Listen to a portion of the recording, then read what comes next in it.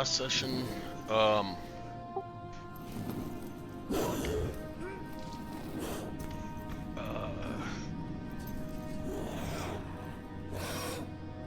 you headed towards the Tower of Necromancy, where you met a super frazzled brainiac named Lawrence, who was literally a brain in a jar. He, or it, rather, instructed 16 severed hands, and they were attempting to restrain, albeit poorly, a Nothic to try to remove its brain and create yet another brain in a jar. With y'all's help, Lawrence was able to successfully complete the surgery. At this point, he allowed y'all to go up to his master's quarters and look around.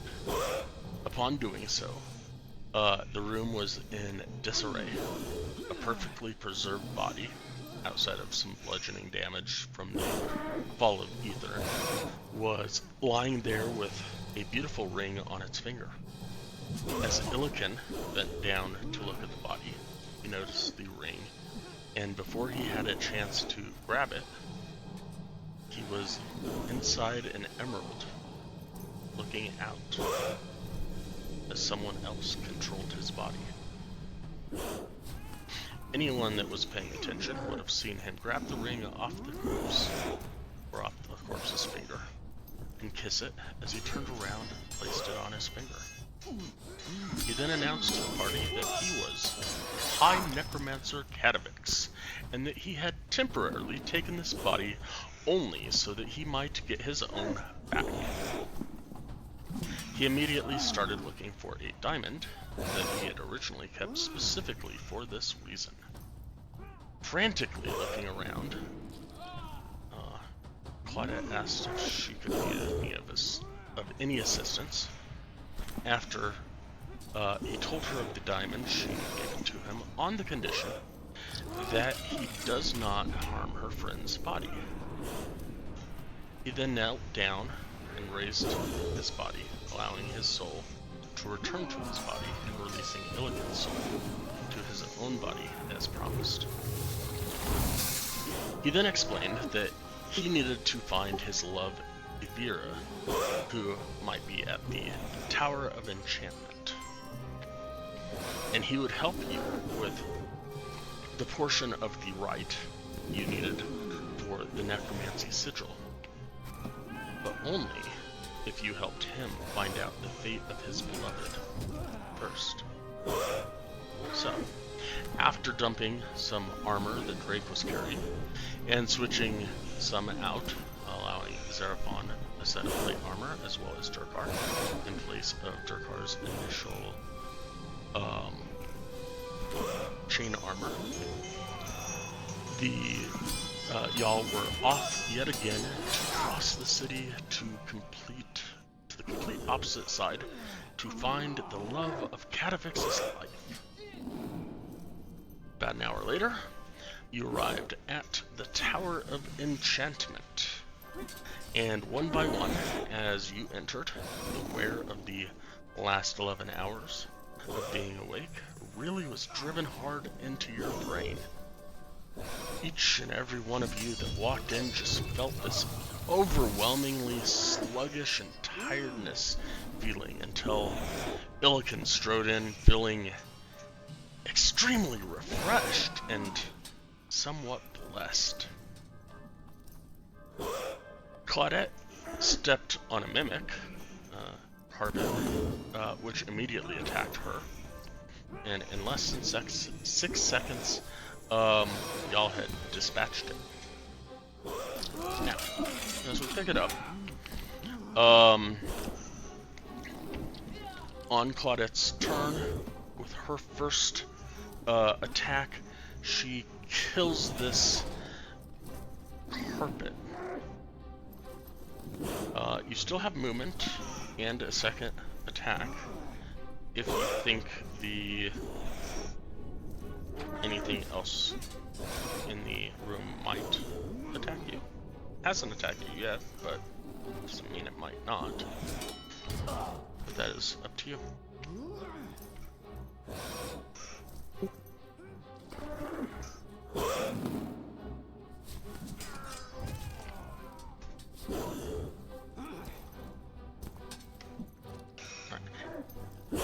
as you step there, give me a acrobatics check.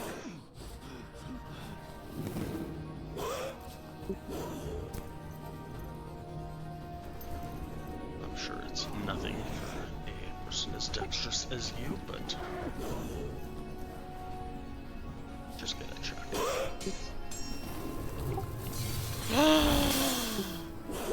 You slip and you fall.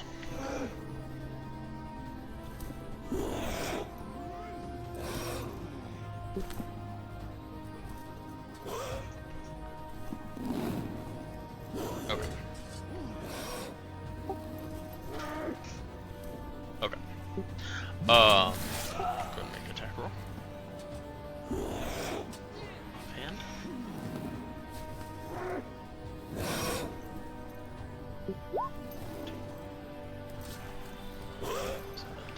Um, 16, and roll it up.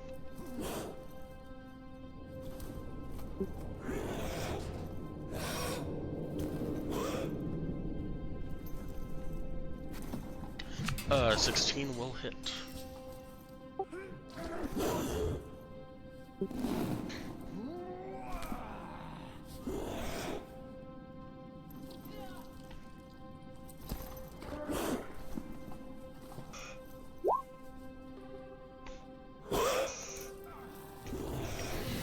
Durkar, how high is Bolt? Okay. Actually, yeah, because and you would have gotten it on the other one. Alright, so everything. Yes, you got everything, so that would be 9 points. Go back to the other side.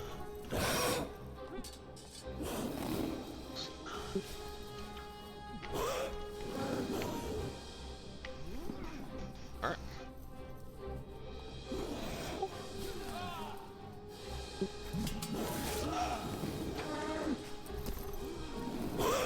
Anything else for you?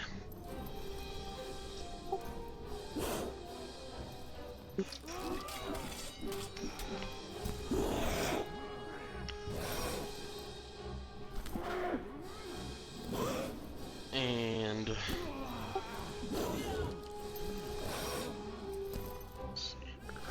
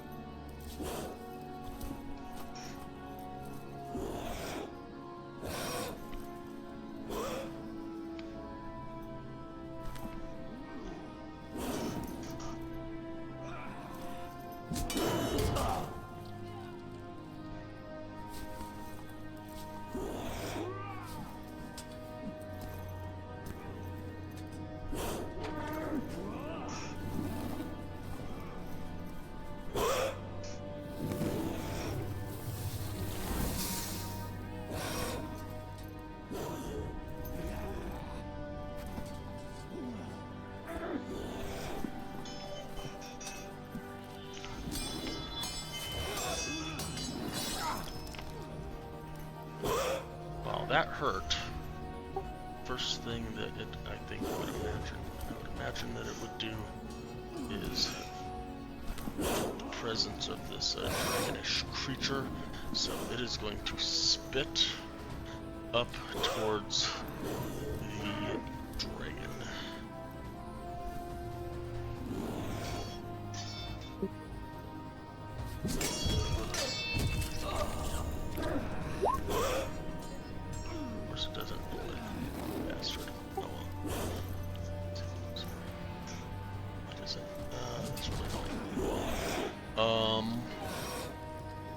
Need a Dex saving throw from Volp.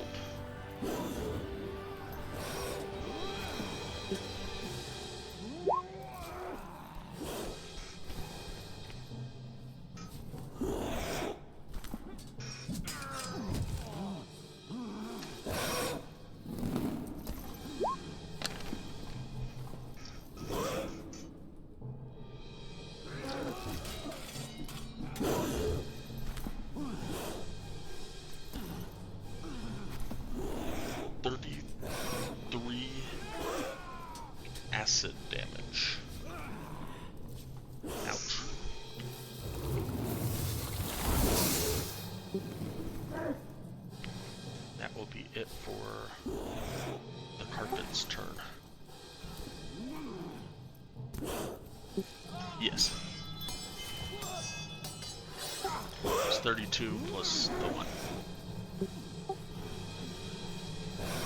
Weird that it has just a +1, but...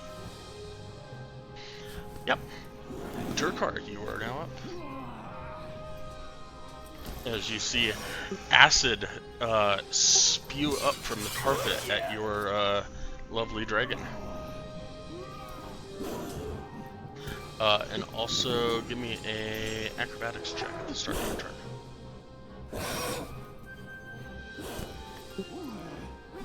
Are you sitting? Oh, you are sitting. No.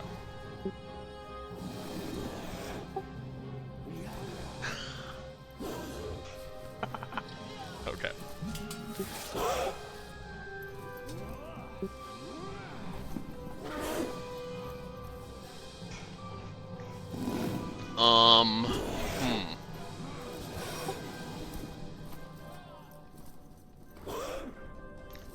Give me a performance check.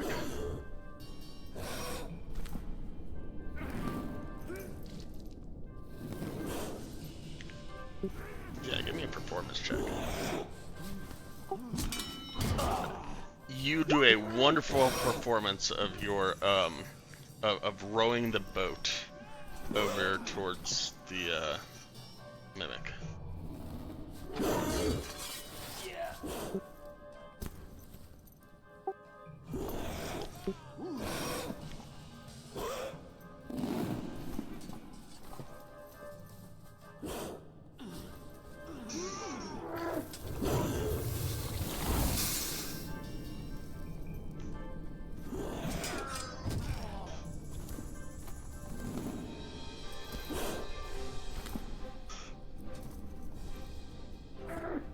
No, I won't use that.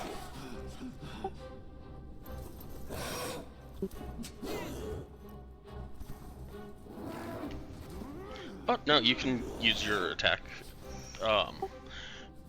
You are prone, but so it would be at disadvantage. But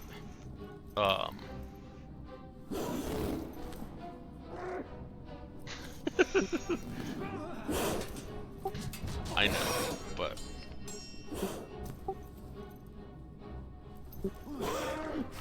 but still, at disadvantage, a 21 still hits.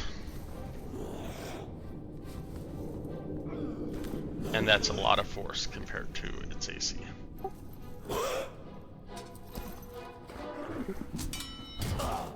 You are still baned.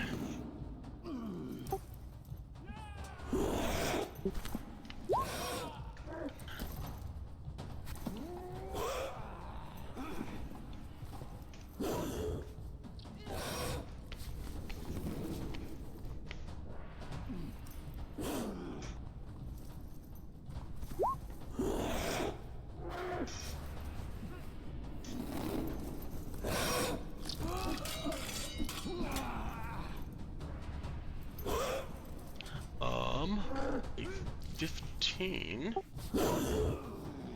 also hits.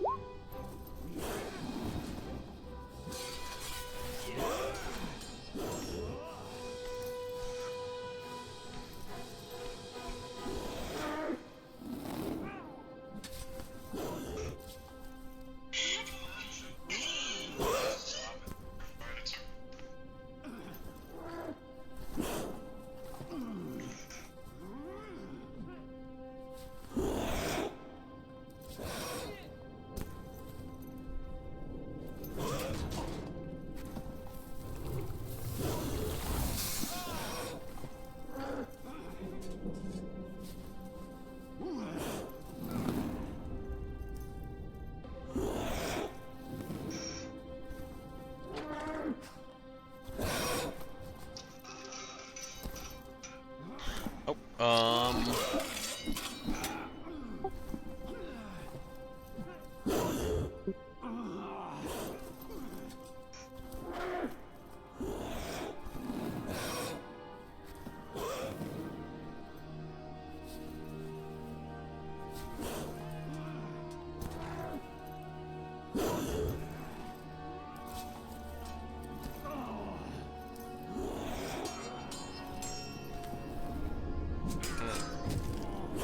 Yeah, I think they did a update this week because I noticed that the door changed and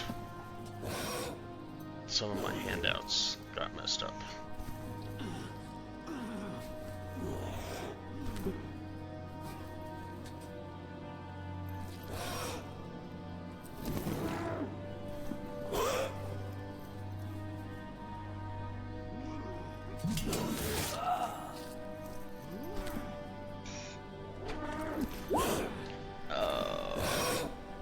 Eight will not hit.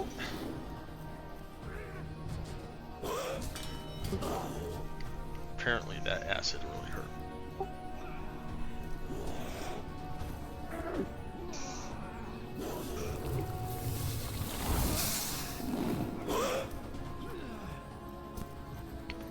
Alright.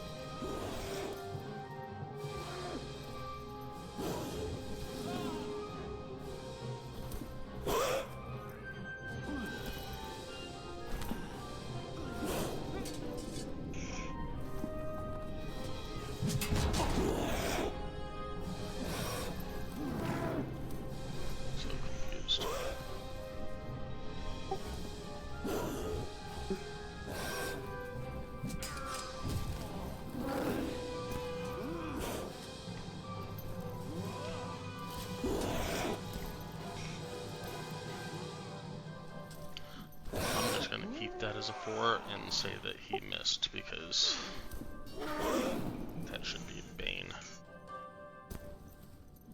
Go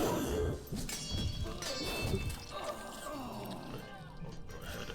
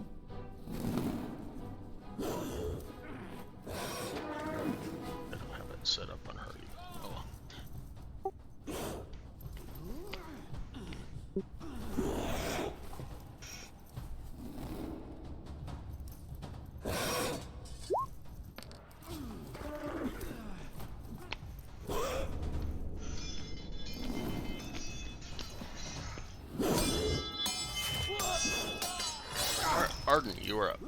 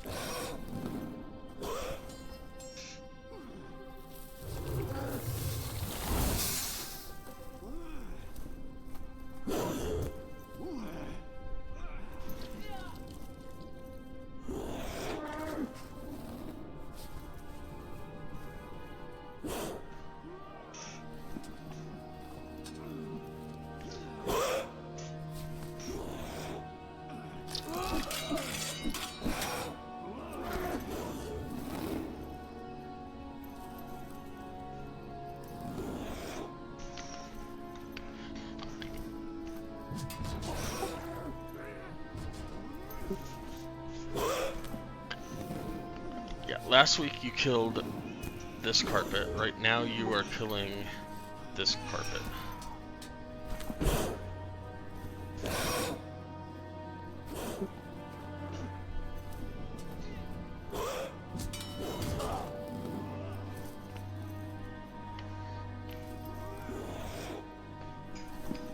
Alrighty.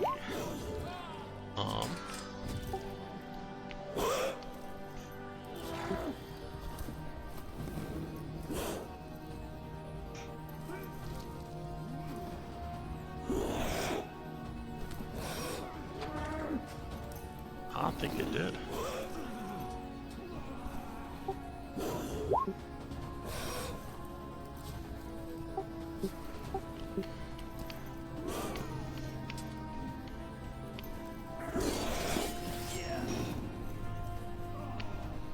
He does, but it's still a crit.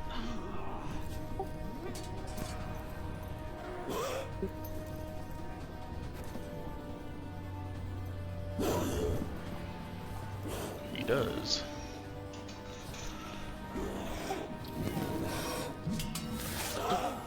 Do it. Just a second.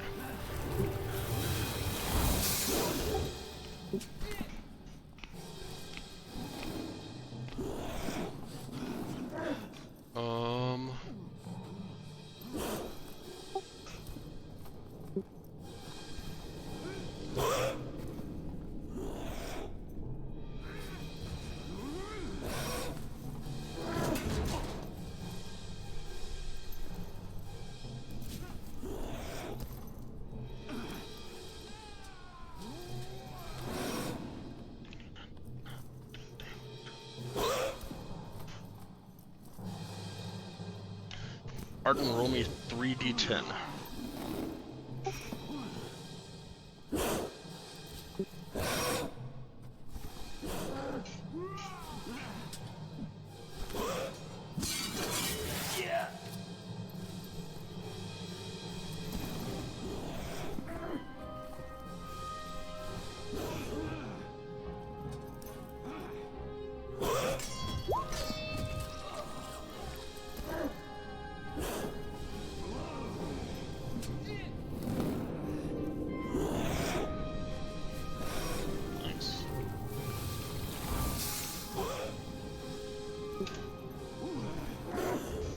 That would be damn rare, but...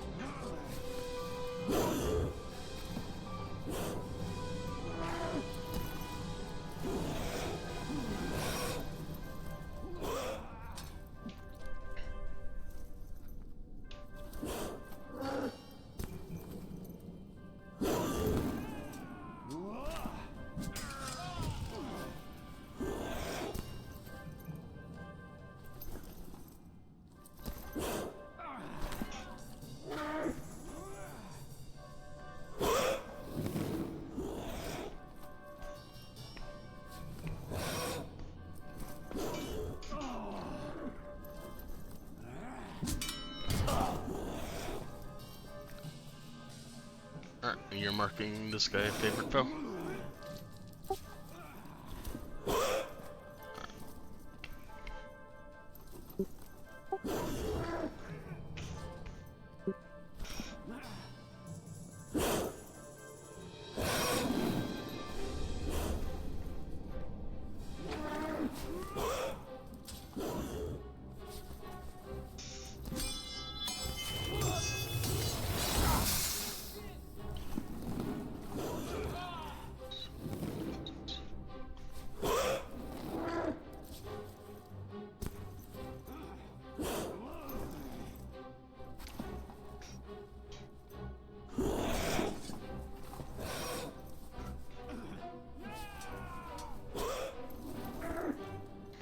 Alright.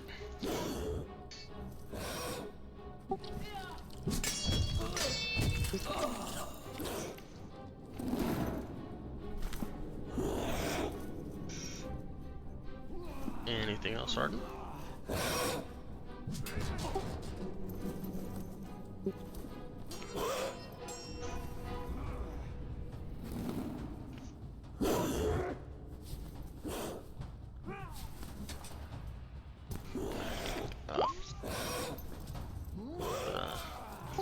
The 2 and the... Oh, because you get the +2 and then you get the -2. Gotcha.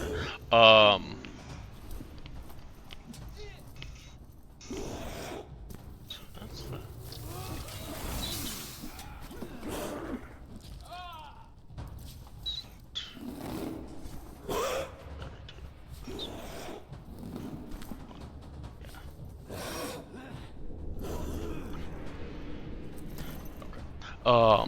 Yeah, 15 still hits though.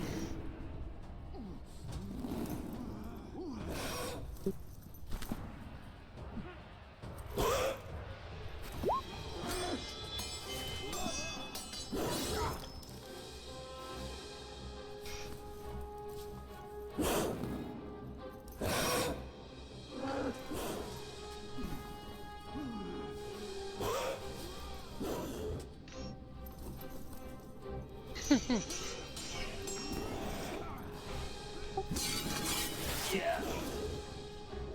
Alright, anything else? Alright, Illiken, you are up.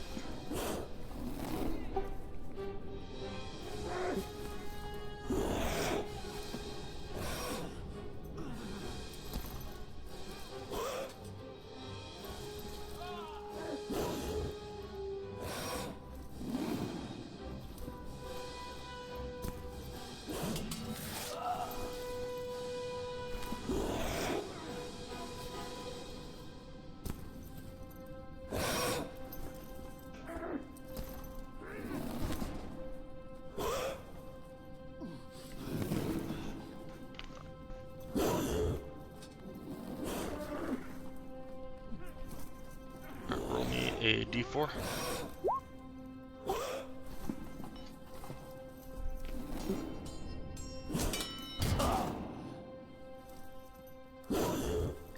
$15 will hit.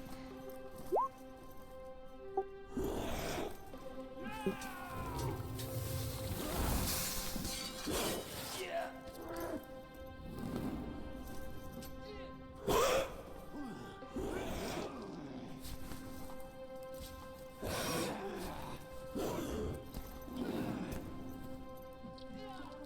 15 will hit.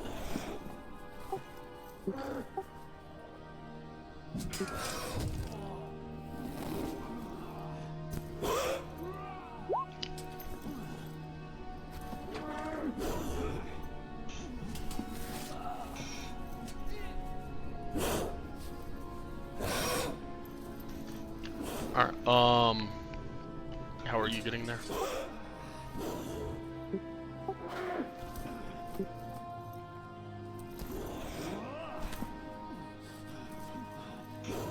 Okay. Are you moving, starting there? Are you coming across the, you walking across the other mimic carpet, or are you, moving across the ice? Okay. Then give me an acrobatics check when you get to there.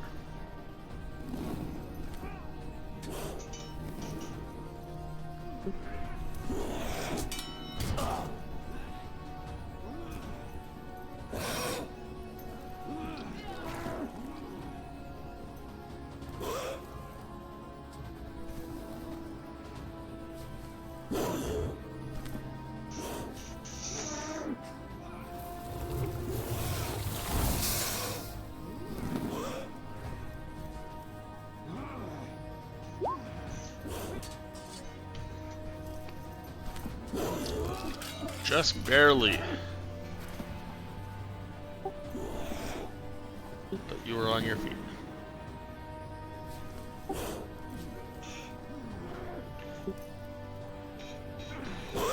You are within range. It is just below Durgar.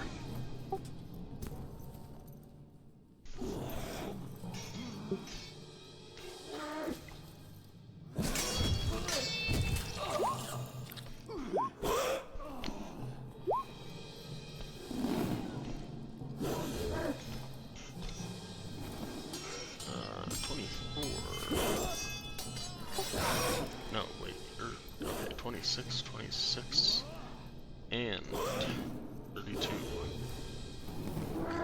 All hit.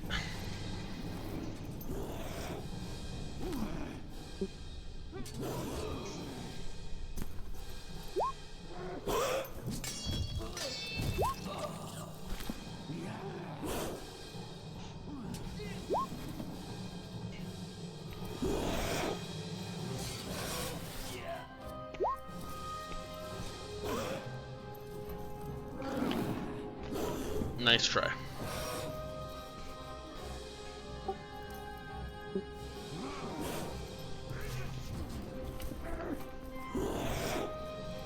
You thought wrong, buddy. Well, this carpet looked a lot more robust than the other carpet. It is looking very tattered right now.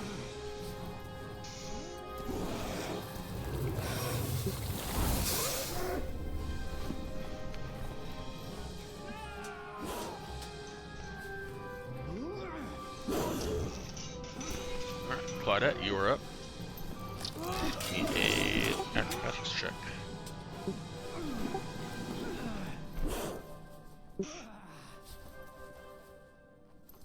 Okay.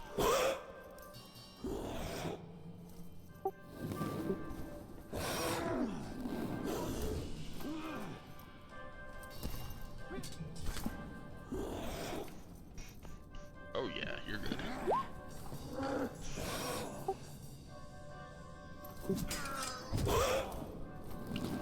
25 will hit. Alright.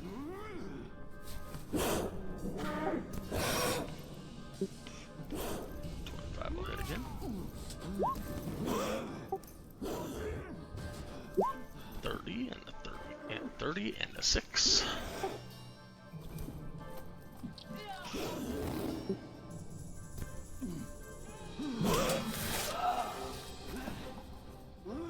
Anything else for you?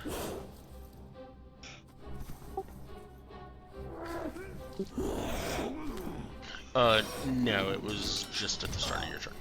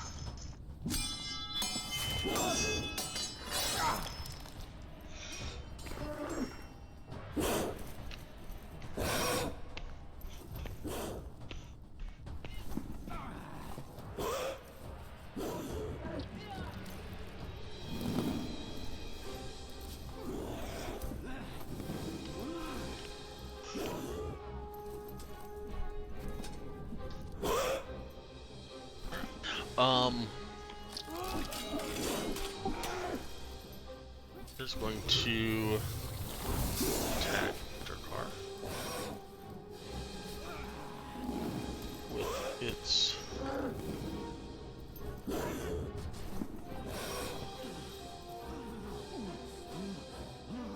pseudopods, and then try and bite out at Drake, since Drake bit at it.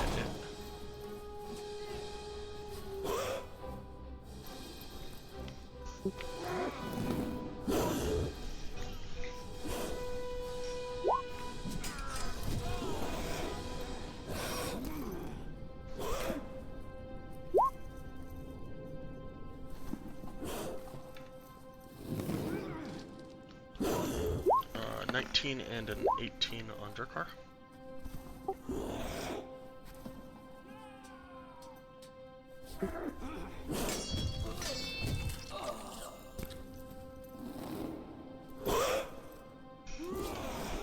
Nope. 19 and 18 on Durkar. You are shielding, which gets you to what? Cool. And a 24 on Drake.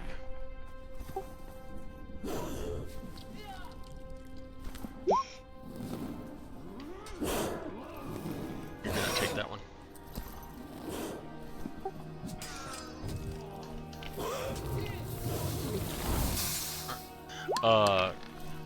You watch as Durkar takes that 15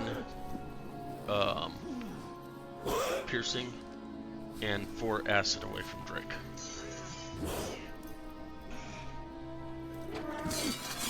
Yeah. Or wait, block acid.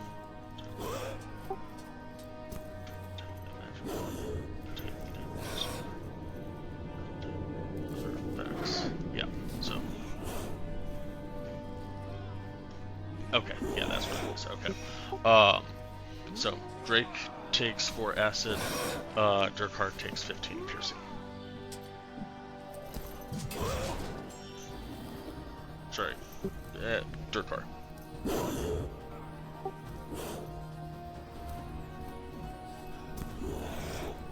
Yeah.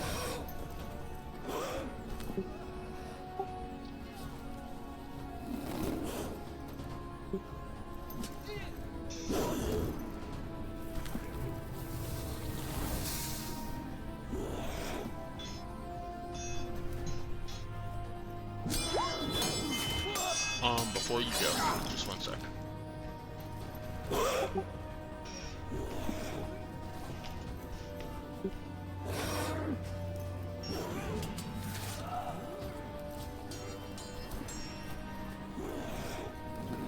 Alright, go ahead and go. 17 will hit.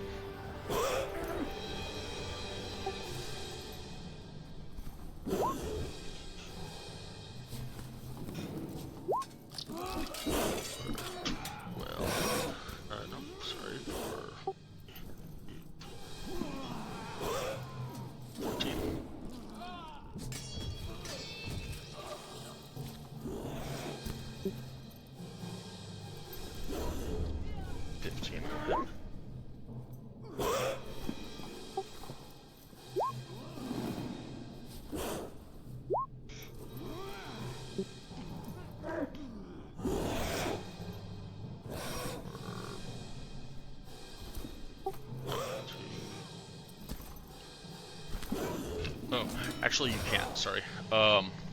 You are grappled. So you are still sitting because you are adhesively stuck to the carpet.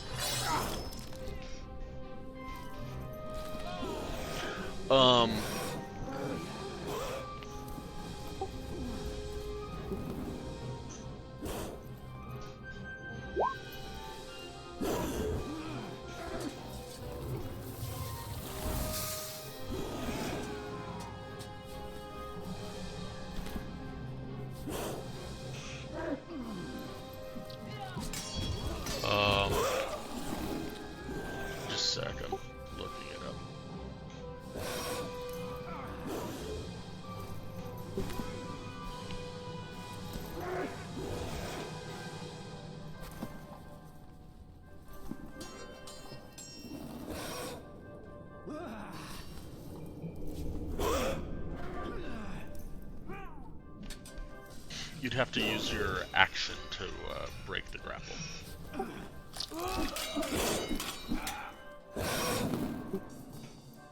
Yeah, and if the creature's incapacitated, then it automatically breaks the grapple. So once you kill it, you will be free. So yeah, 13 will not hit. And are you blessed? You're blessed. Roll me a d4. 15 will hit.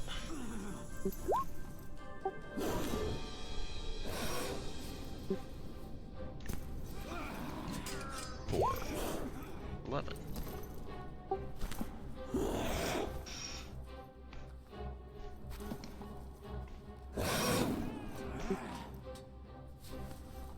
Numbers, more numbers, lots of numbers. Why did I do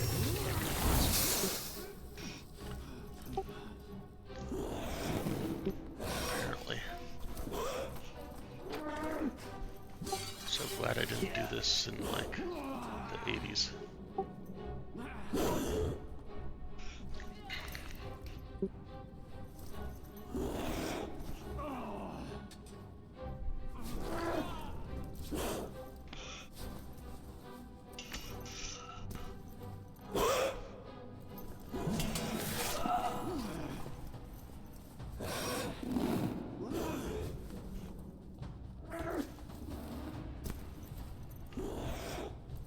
Anything else?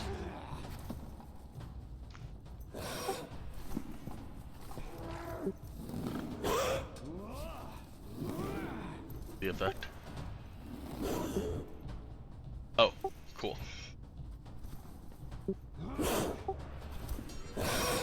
Yeah, because I think a couple of people can shield.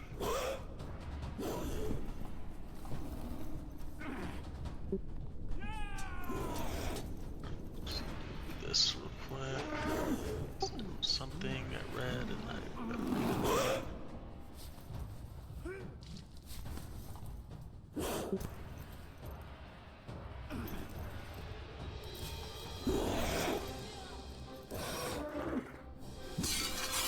Yeah.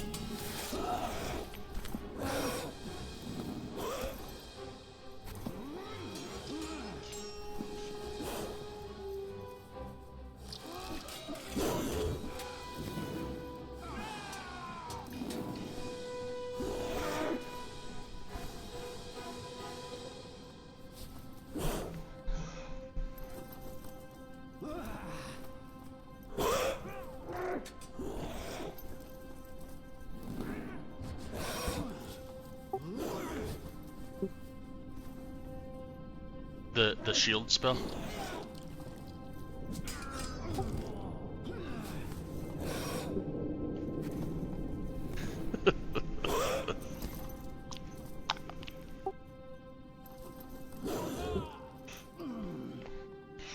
Alright, so from the staircase, a young woman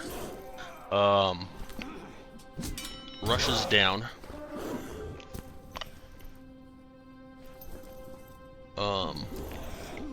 Steps on the carpet. Gets stuck. Sees you.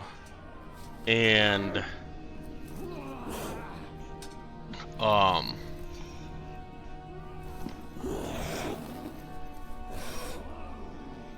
casts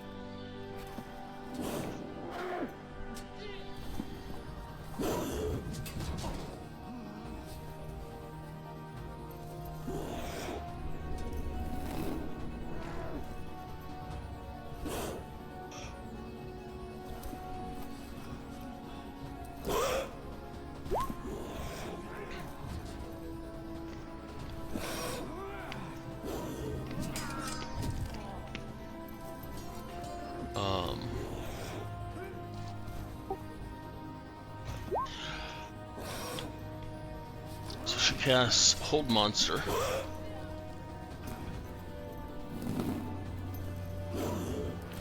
That.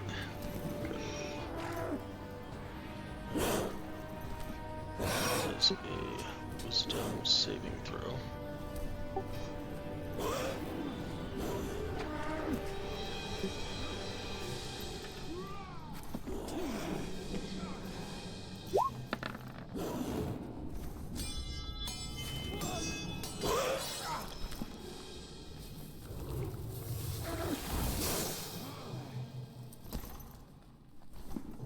That will fail.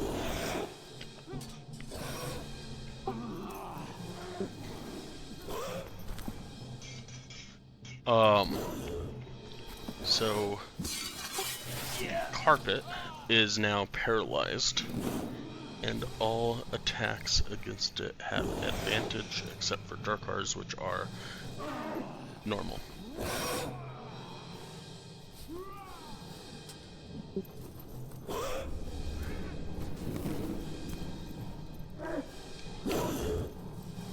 Good question. Just a sec.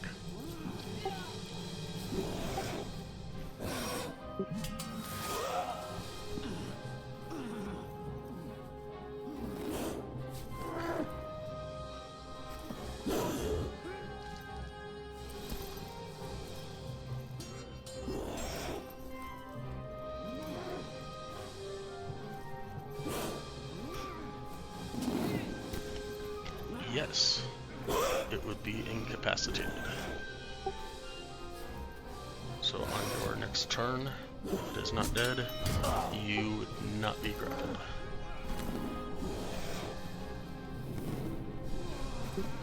Well, technically you're not grappled now, but...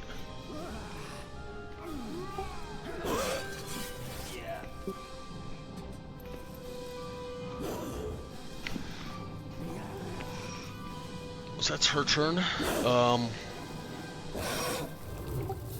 High Necromancer Cadavix is going to skip his turn because he is in shock.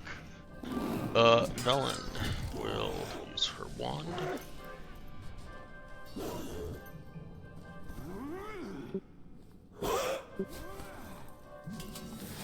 For 6 damage.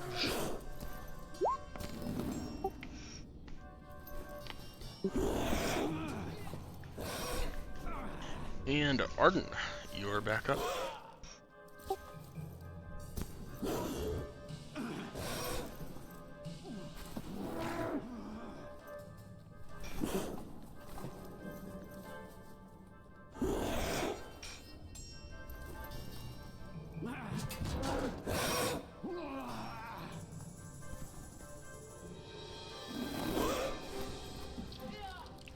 Will hit.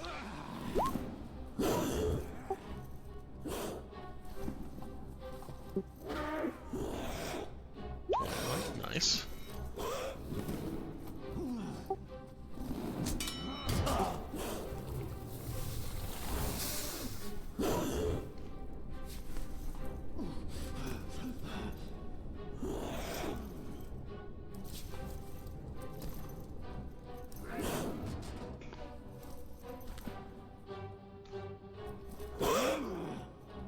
Anything else?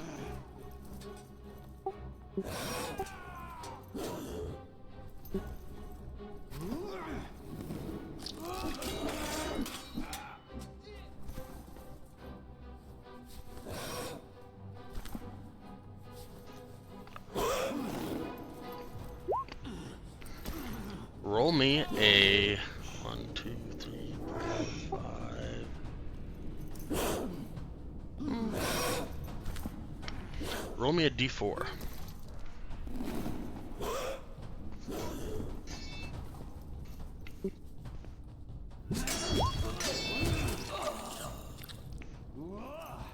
Ythryn, out of the corner of your eye, an arrow came really close to hitting Drake.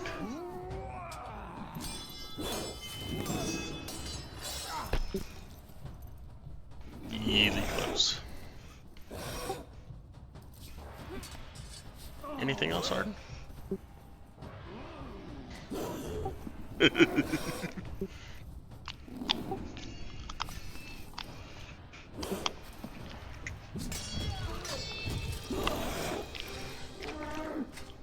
Alright, Ythryn, you're up.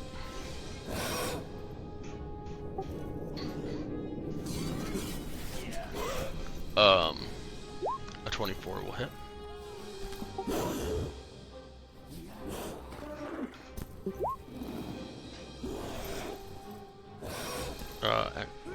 Yeah, it wouldn't even matter.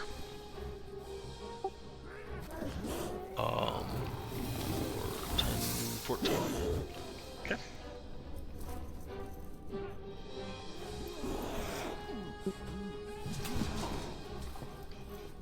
Nope.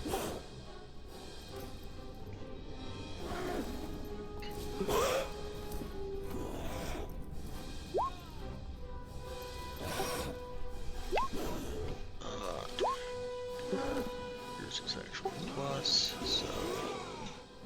Yep, all of yours hit.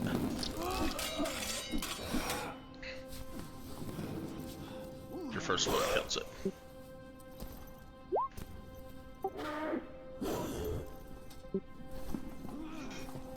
I knew your first one was going to kill it, but I was just like...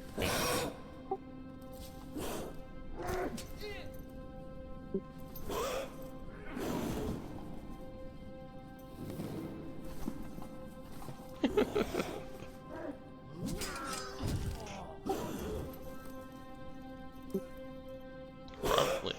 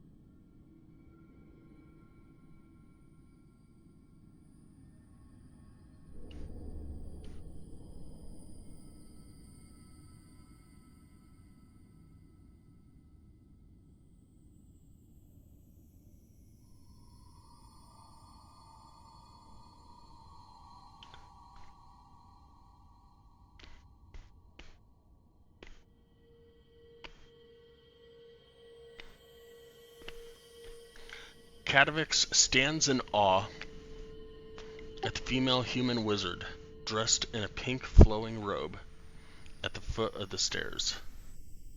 In a choked gasp of relief, he says, "Ivira?" He rushes towards her as she replies, "Cadavix!" and holds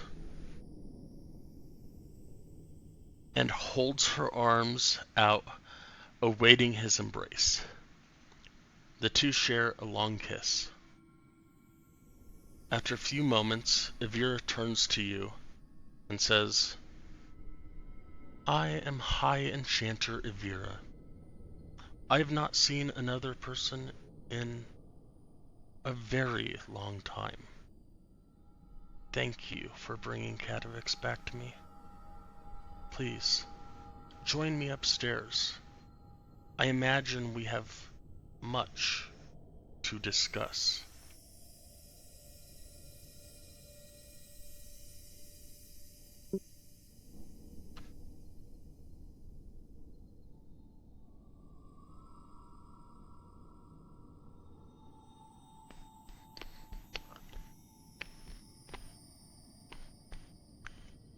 He went carpet to carpet.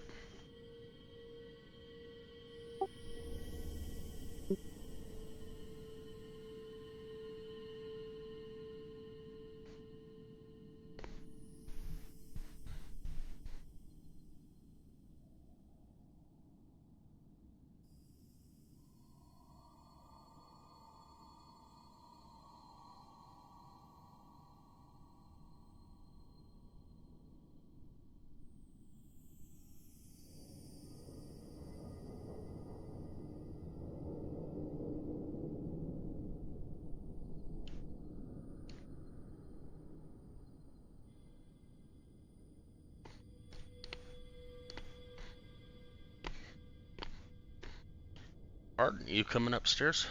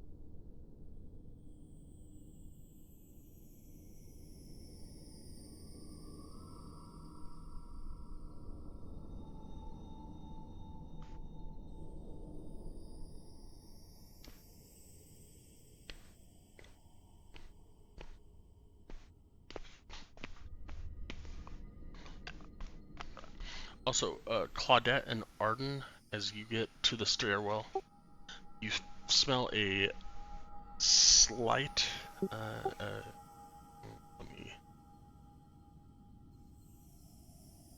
a faint smell of sulfur.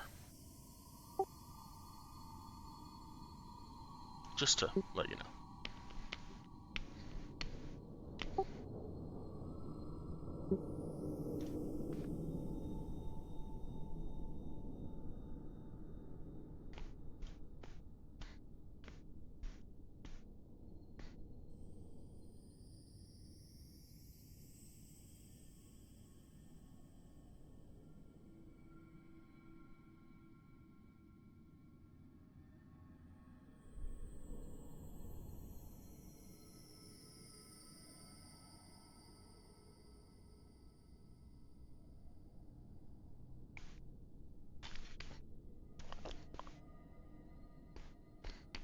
Honestly, that totally makes sense.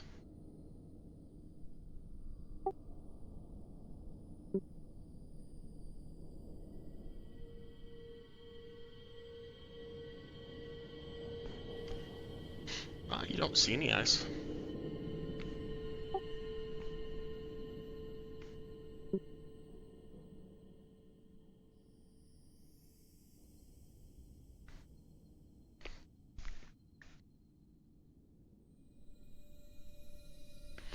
This large room contains an alien device hooked up to a metal box. Instruments extend from the box towards a comfortable-looking chair. A bookshelf sits against the far wall in the center of the room.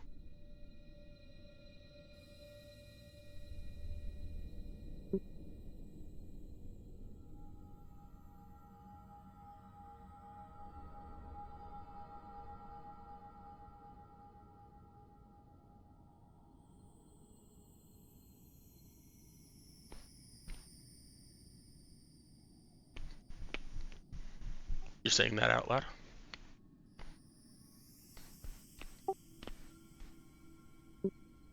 Okay. She's gonna answer you. She's gonna point to the crown upon her head and say, Cadavix made this for me 2,000 years ago, and it's kept me alive all this time.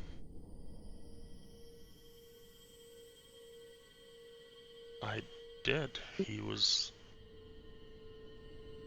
dead for all intents and purposes. He was lifeless. There were people running around and crazed lunatics, and it's just safer to stay in my tower.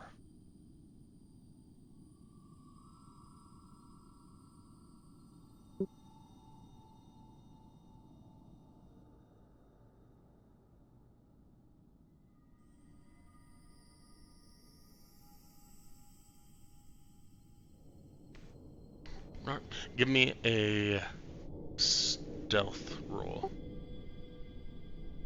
Just to... Okay.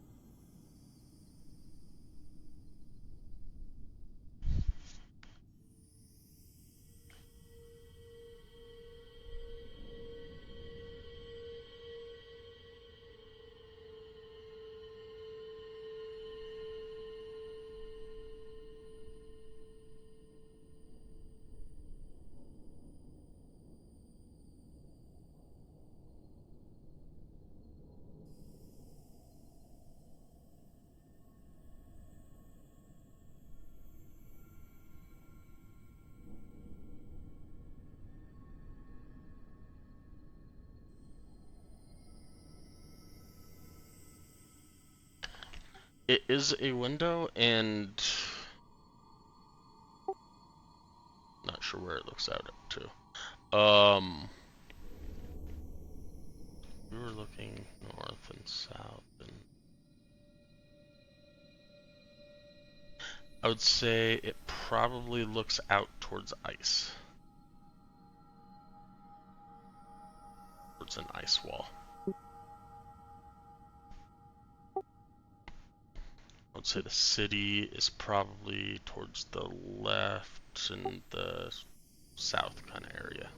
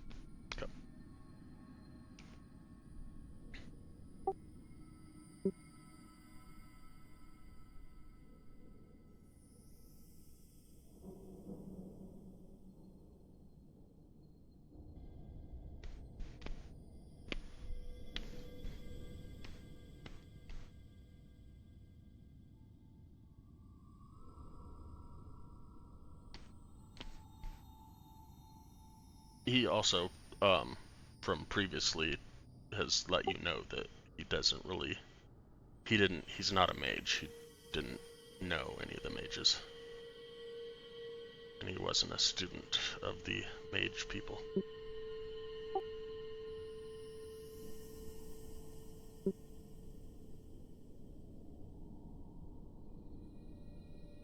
Okay. I don't know any of the... I know the mayor of my city, but I don't know...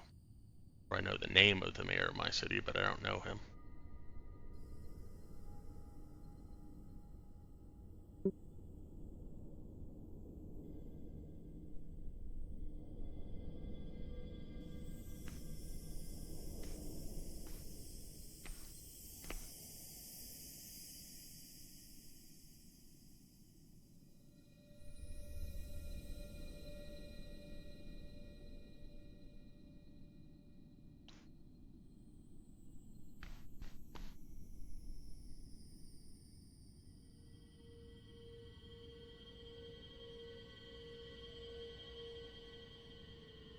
He was dead.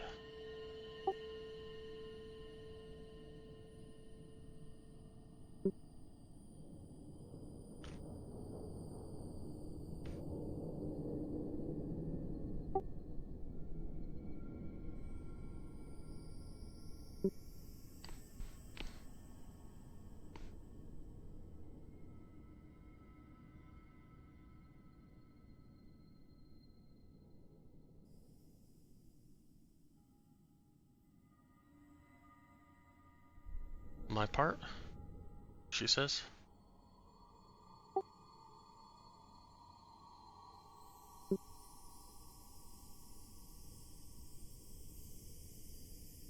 The arcane octad. Yes, I know of it.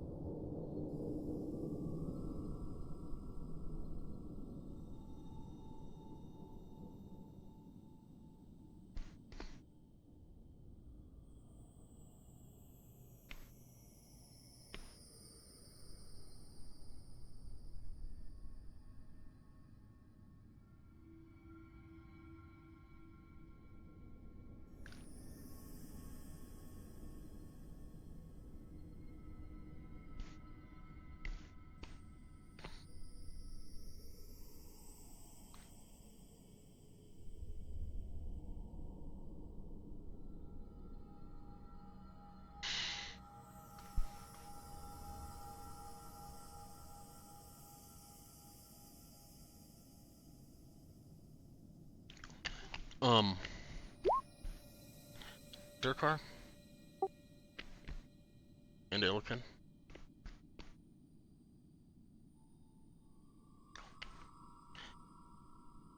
Give me a wisdom saving throw.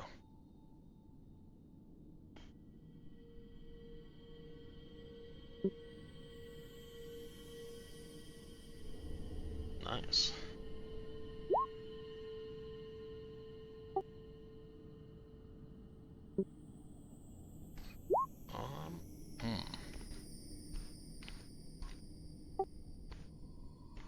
No, Arden, you're good.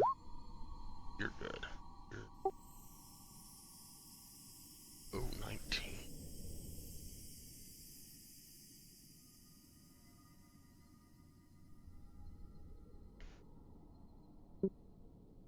Figure out what what the DC is.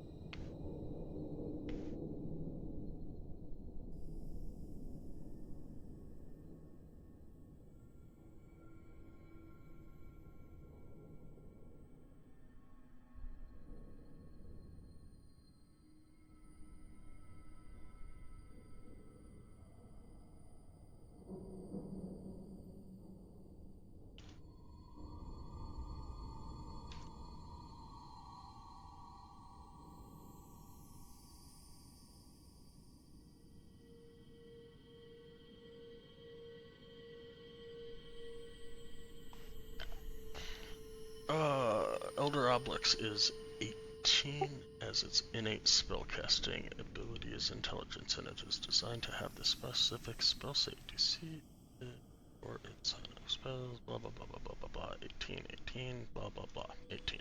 Alright. 15 plus 4 is 19, so both of you save.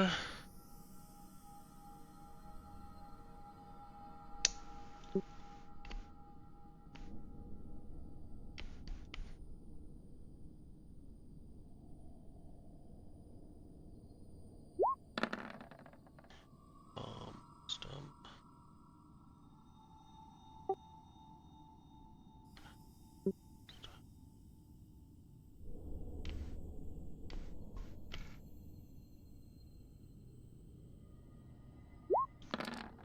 Why is it still coming up as, no, it's plus Bane. That's weird. Whatever. 14.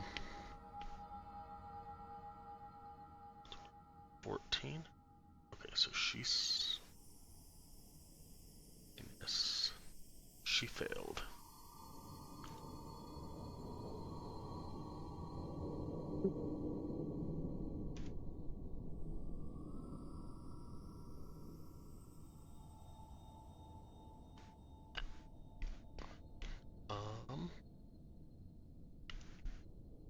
A humanoid. Aw, I can't charm. That's sad.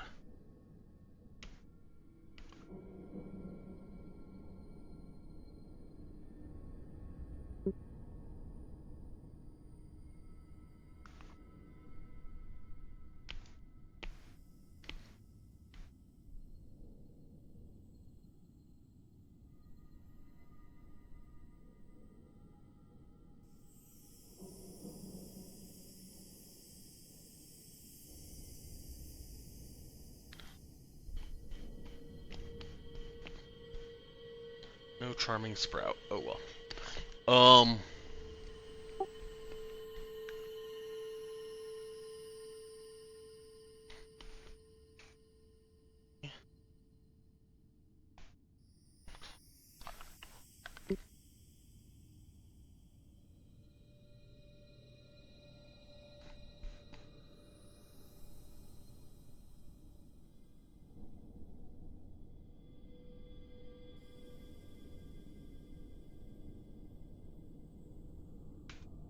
Just a sec.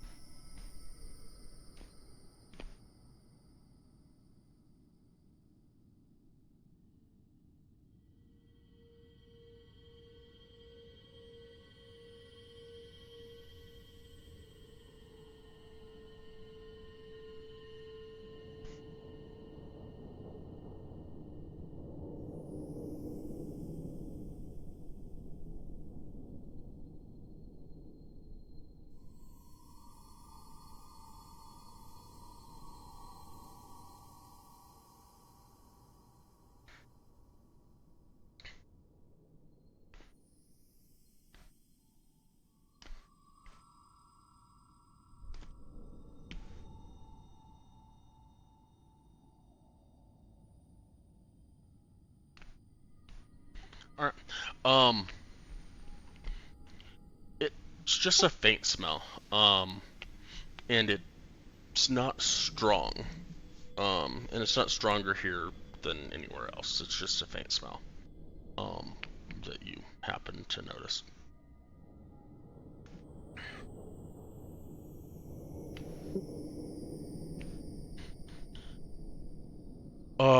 As far as the charm spell,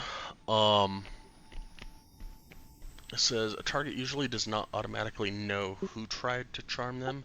If the spell fails, they only know that something tried to magically influence them.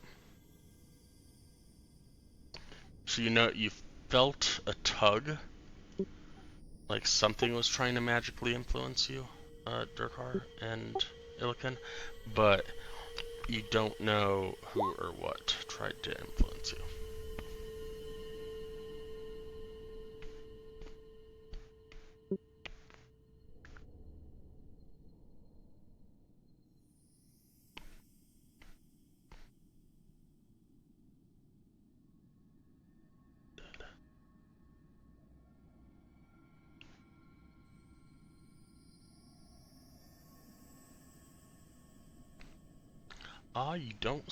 You don't sense any celestial, fiend, or undead within 60 feet of you.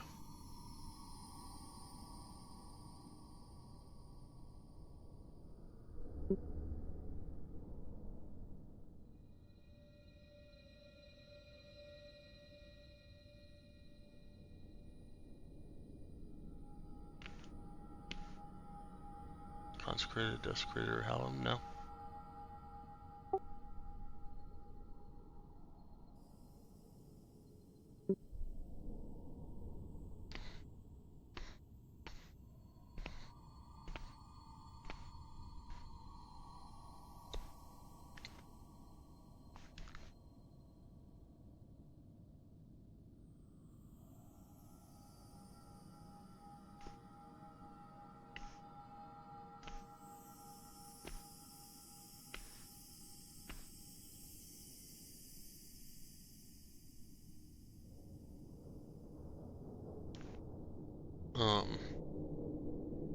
We will say, but of course, I did let you know that I would help you. Find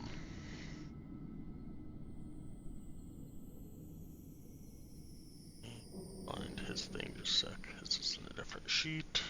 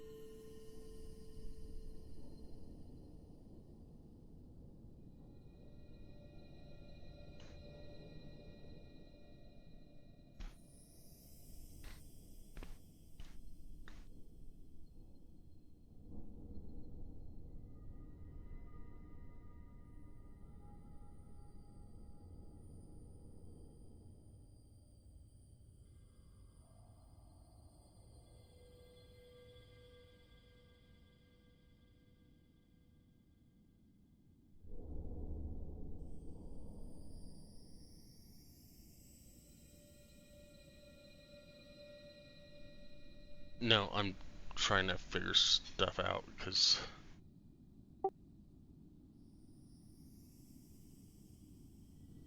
the crap that's whatever Roll20 did this week with Jumpgate, like trying to click and drag and right click to do the distance thing, and it's not working.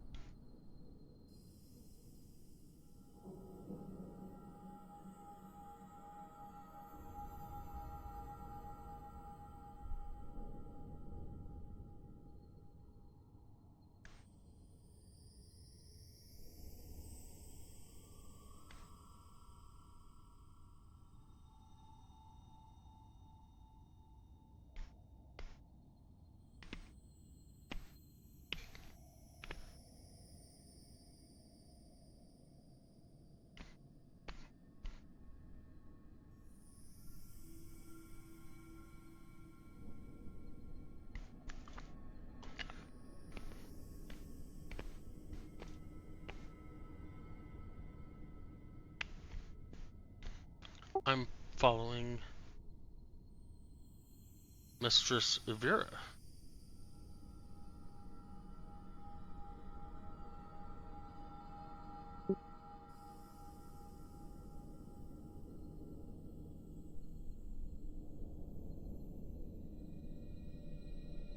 But she has information on the Arcane Octet.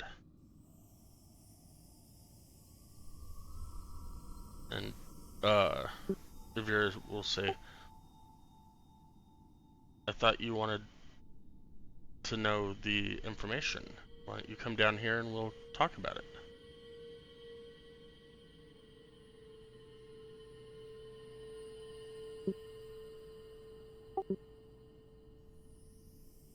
Yep.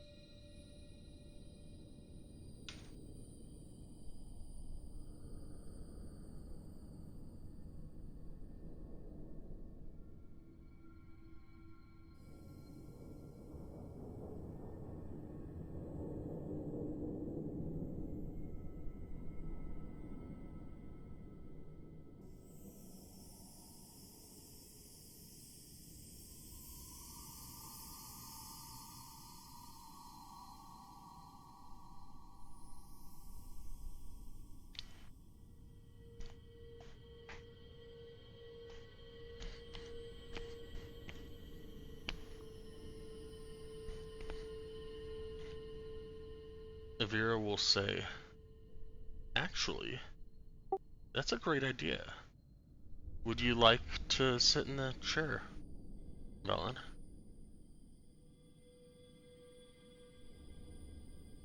The one here?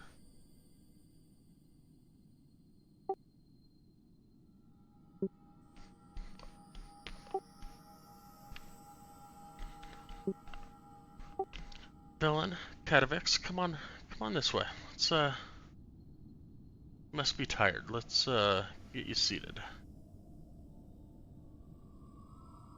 Did not.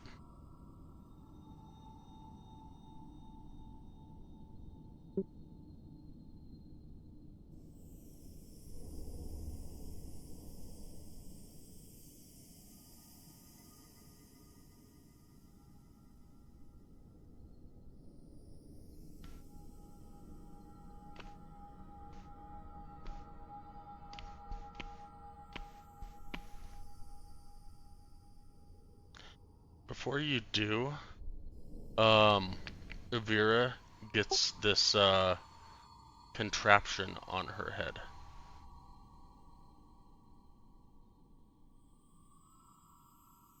And she is now strapped in this chair.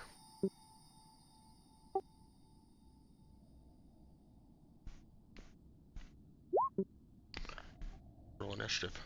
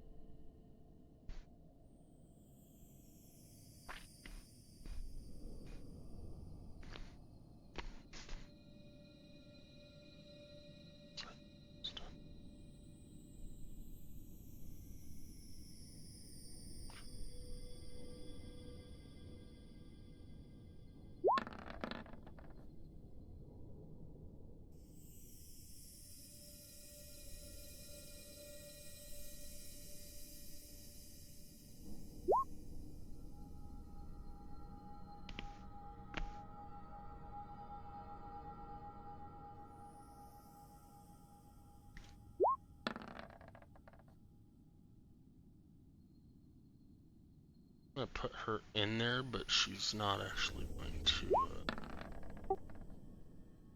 do it for a while because she's charmed.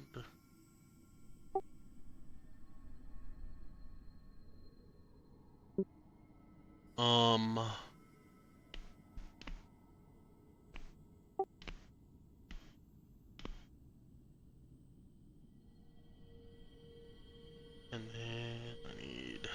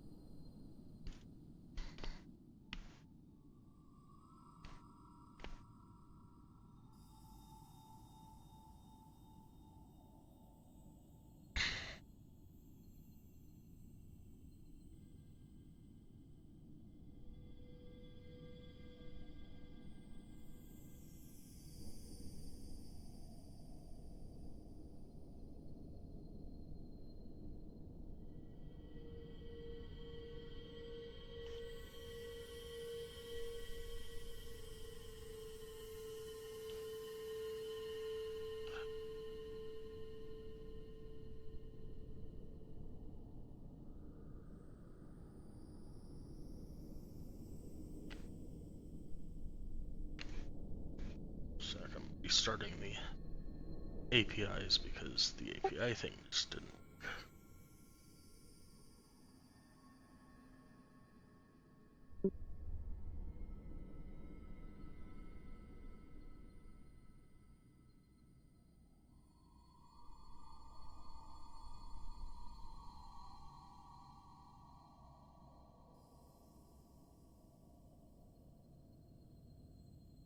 There we go. That's much better.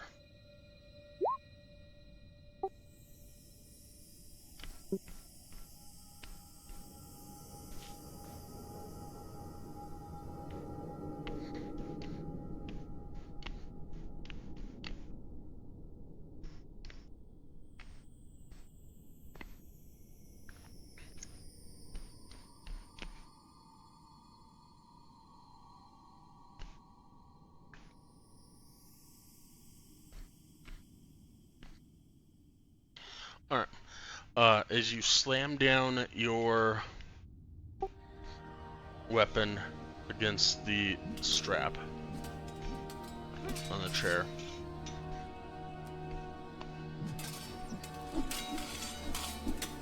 okay.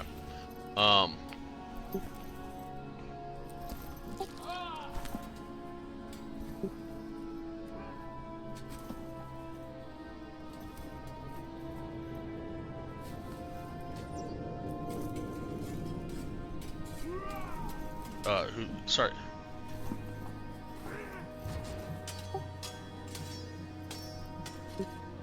Okay.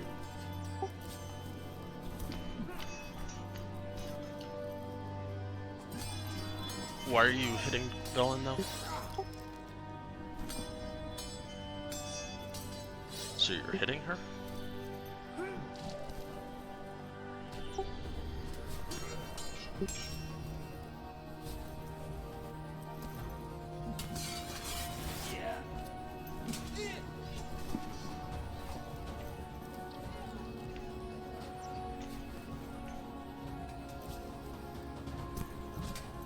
Gotcha. Okay. Yeah. at the moment she's charmed. She's out of it. So, and you guys just don't know that what's going on with her. She's just out of it.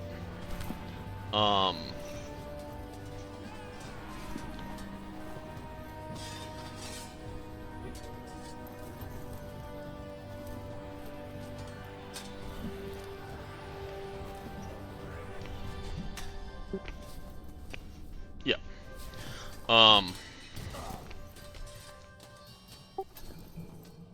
Okay. So as you cut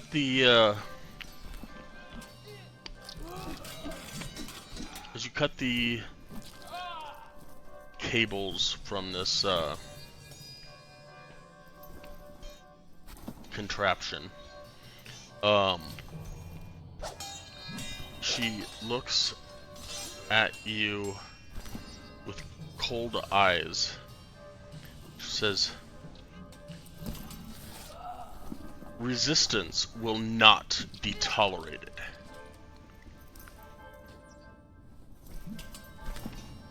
Now, with that, Claudette, you were first in the round. Would you like to do anything?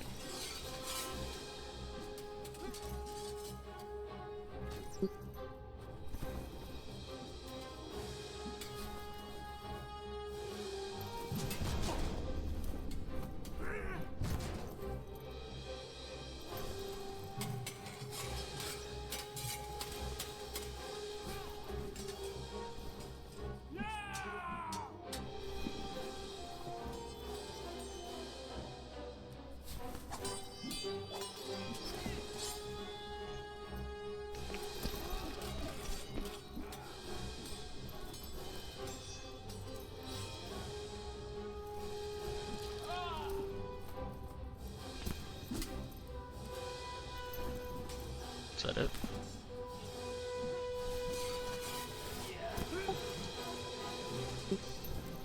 Yeah, we're in combat. So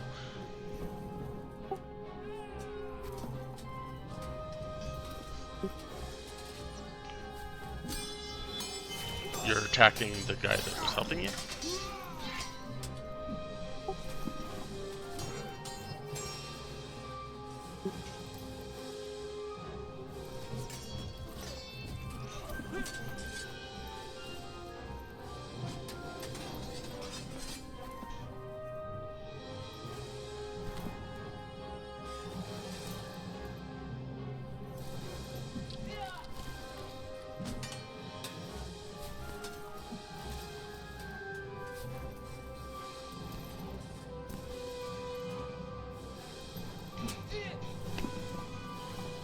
Why are you biting belly?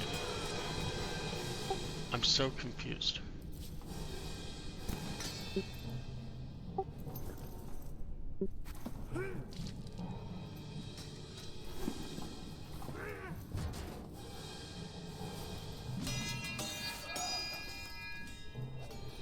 Okay, now I'm really confused.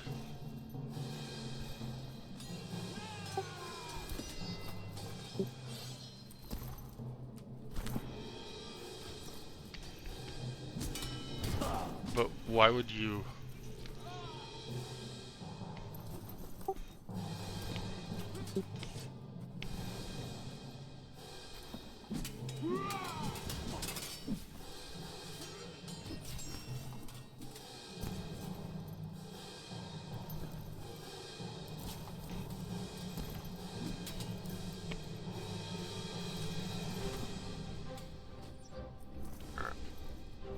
What I'm trying to play against is not metagaming, is the fact that I posted the Charmed because it's a spell, but you don't know that Charmed Person was cast.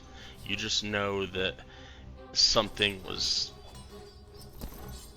magically influencing might have been tugging at you. You don't know what that was. So nobody knows exactly what was cast or who did it. You can assume that it was her because you know everybody else in the room. You can assume that it was her love of her life or something because you don't know him very well, but you don't know exactly what's going on.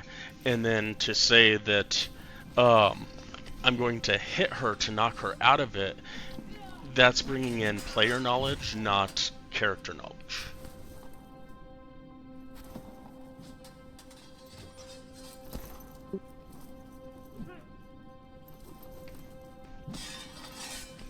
Except she hasn't really been acting strange. She just was following. Like, in 2 or 3 minutes, she was following Ivira, because Ivira is supposed to have the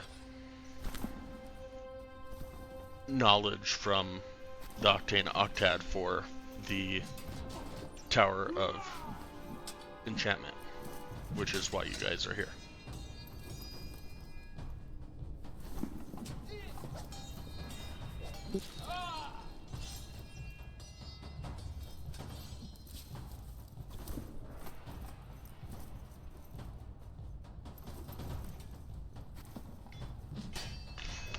Yeah.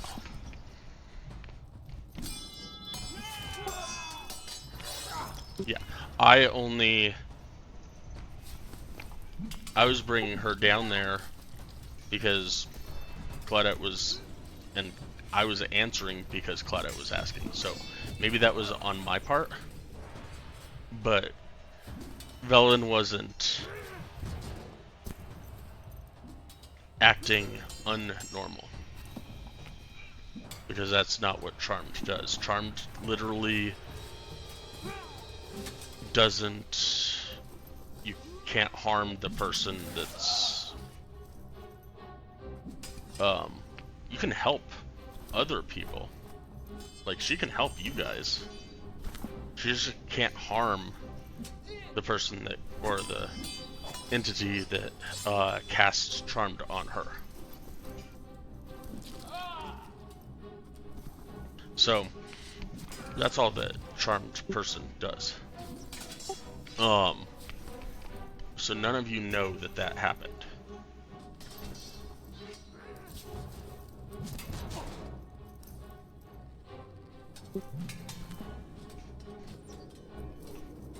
Okay. So you cut the cables, Claudette comes over there, and that's kind of where I was kind of like, okay, like, we're biting the person that brought you here, not, and he doesn't necessarily know what's going on.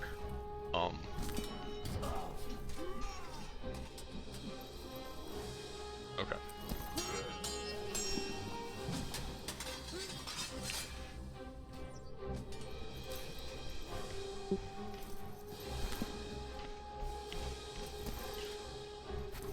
Alright, just give me 1 sec.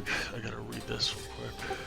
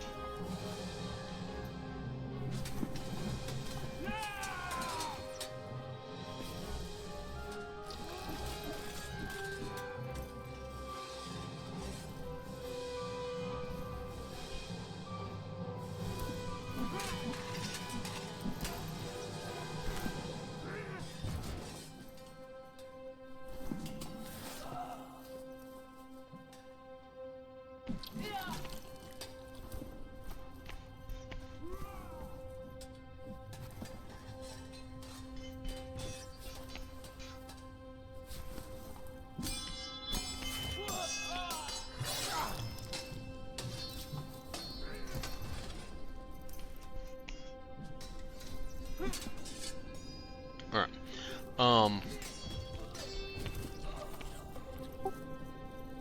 Illican, give me a perception check at disadvantage.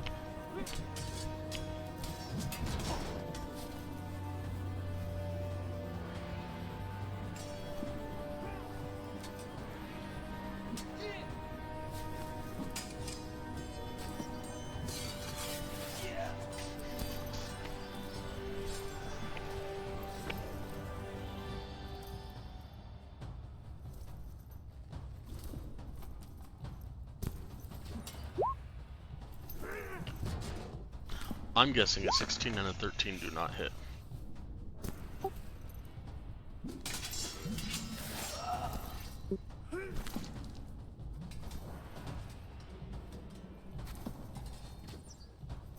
Okay.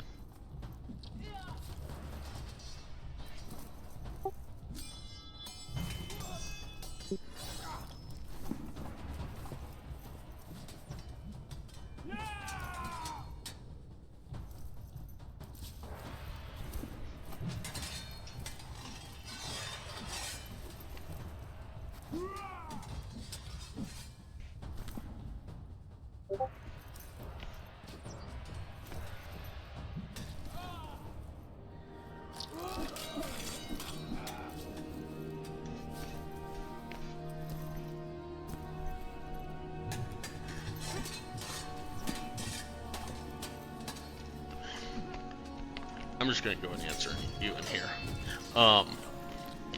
You probably would have been focused on the chair, and not been focused on the machine, or on this weird contraption.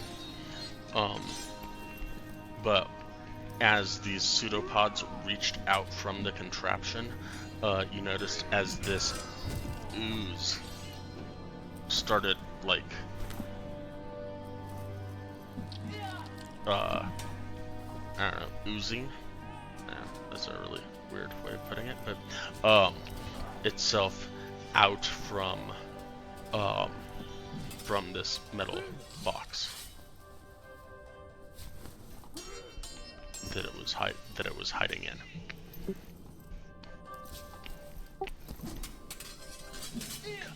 It is.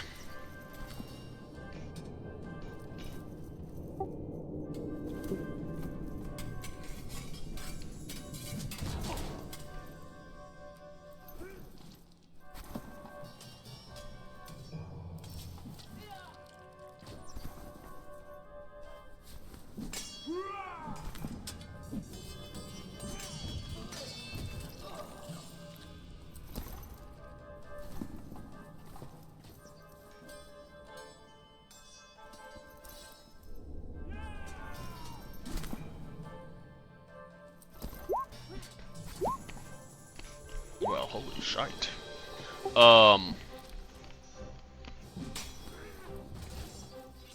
30, a 31, and a 32 definitely hit. And apparently, this thing is now blinded. Blinded? Can it be blinded? Oh, no, sorry. It cannot be blinded. I'm guessing it's because it's a news. It does not have eyes. But still, that's gotta hurt.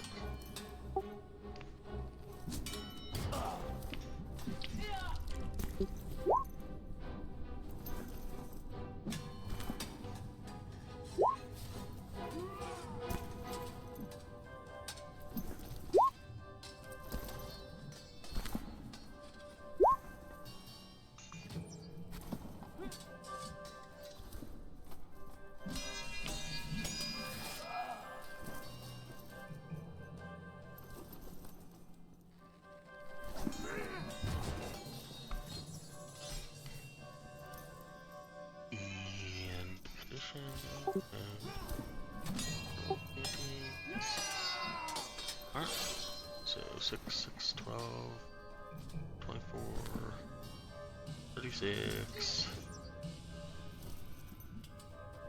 42,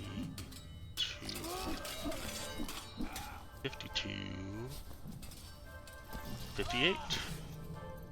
Damn.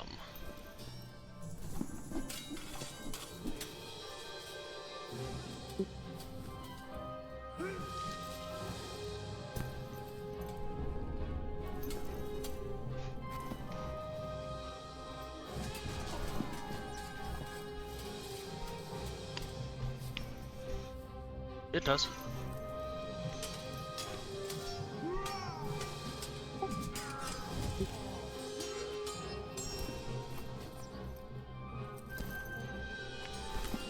Does Drake want to do anything? Oh.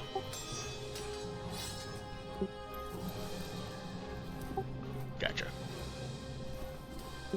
Cool. Alright, Arden, you were up.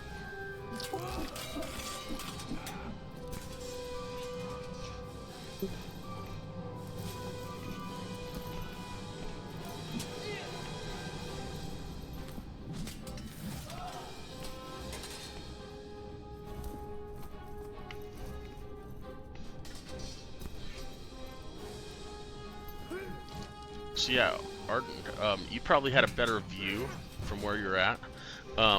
So, while all this was going on with Durkar over here, and you were probably paying attention, like, from your viewpoint, you probably could see out of your peripheral vision as this thing came out towards Illican. And just imagine, like, a thing of Jello gelatin crawling out of a metal box and then lashing out at him.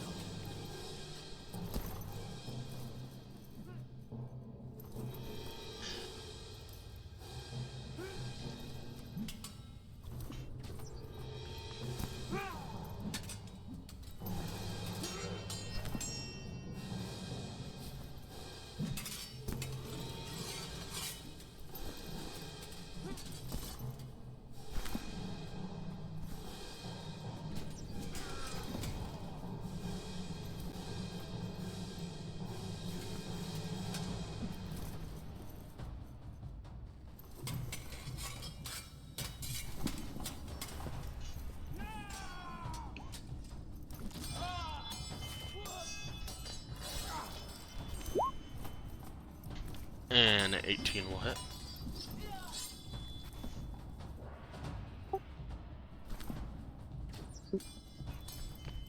And you're marking this one as favorite foe.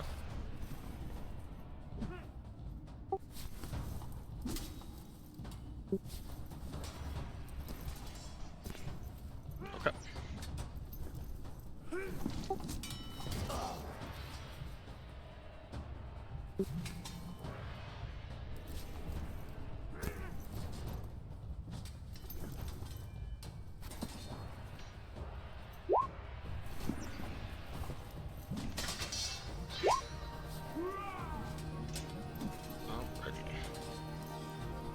Damage. 6,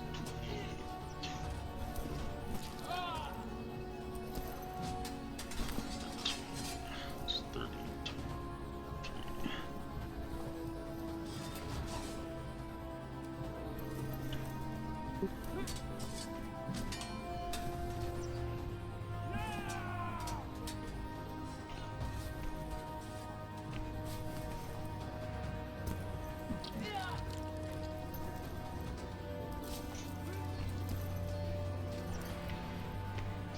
Alright, Drakkar, you were up.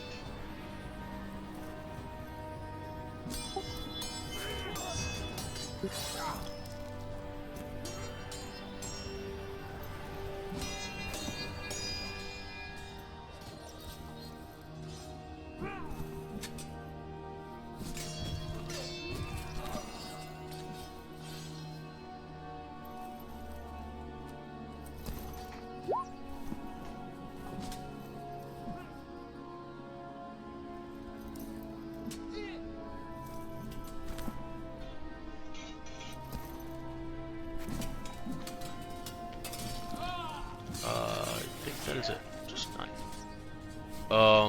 2d4 plus your 3 charisma.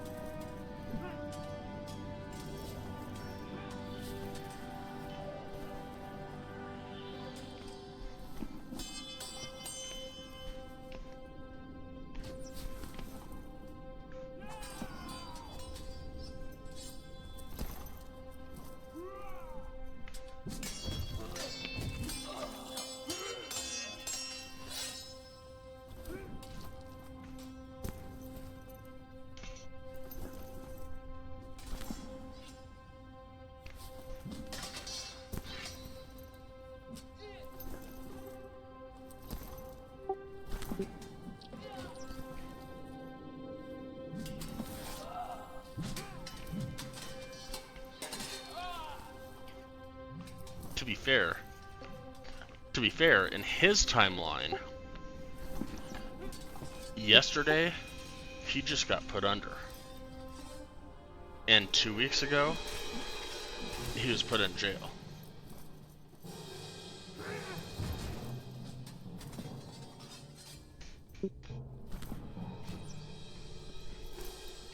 Yeah, it's really annoying.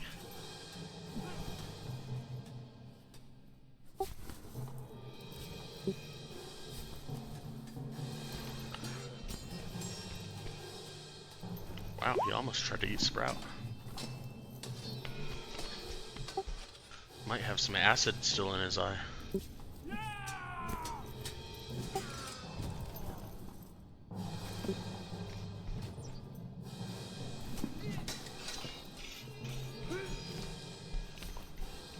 Let's get you. Save the end of your turns.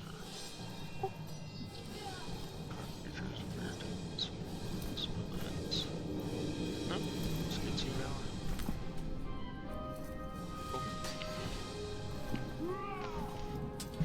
Alright, Cadavix, hearing that, will...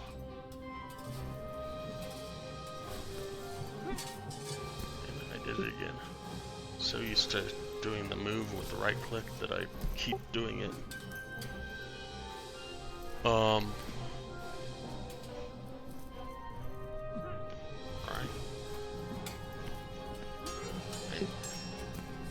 the door actually looking like a door is nice, but screwing up everything else doesn't help.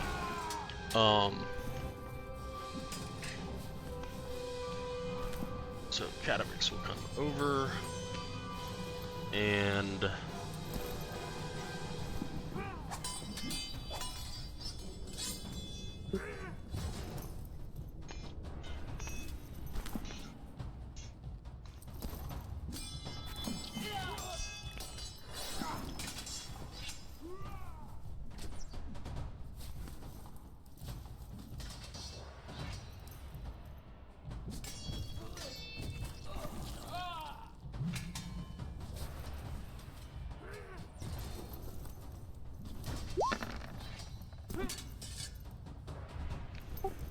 sorry, Illigan.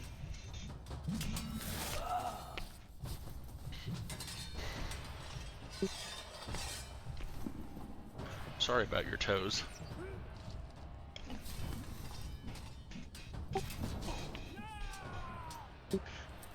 Really weird spell, but it's a ranged spell that is called Touch.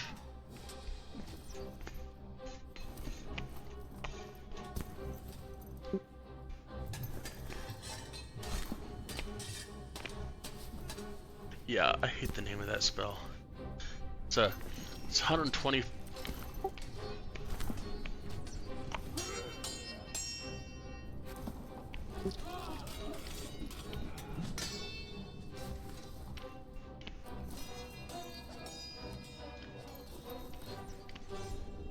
Trying to aim for the blob, but apparently your extremely tall stature got in the way.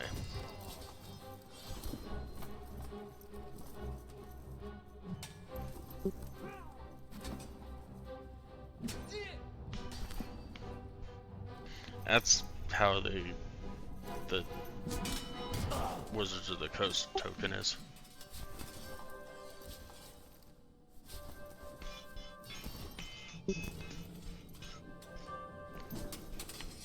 What it? You're up.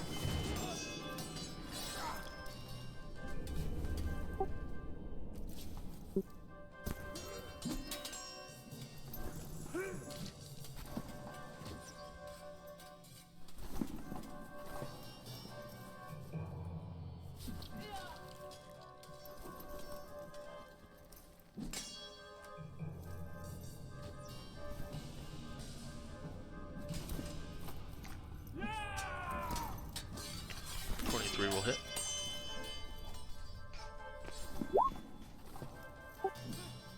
Damn math. 20, 32.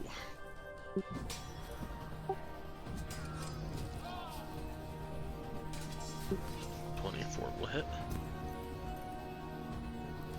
4, 5.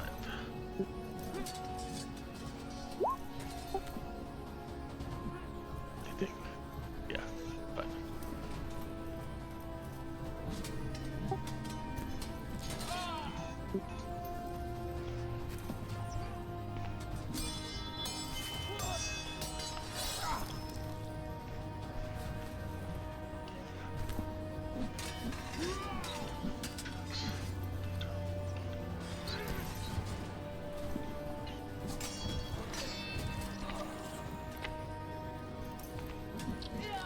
Alright, its turn. A couple things.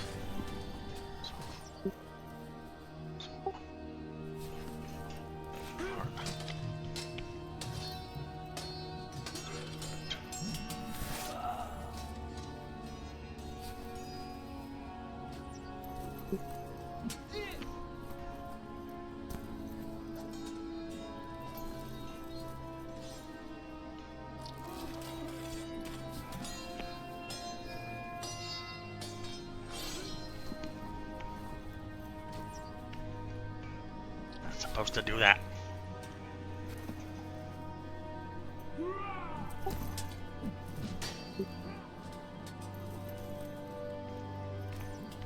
No, you have not.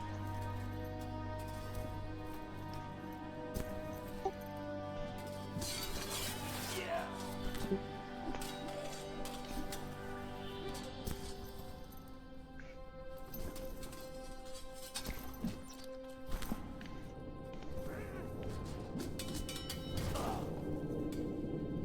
chance that if anyone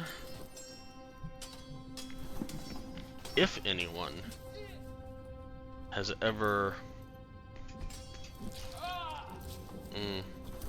yeah, I don't even want to say that.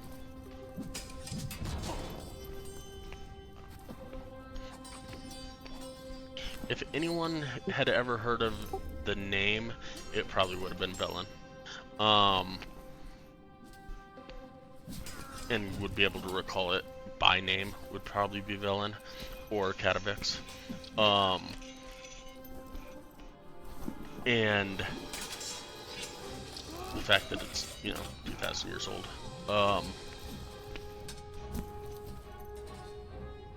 The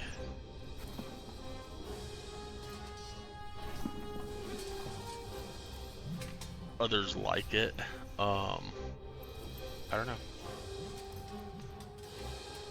Like, you've probably heard of other things like it, but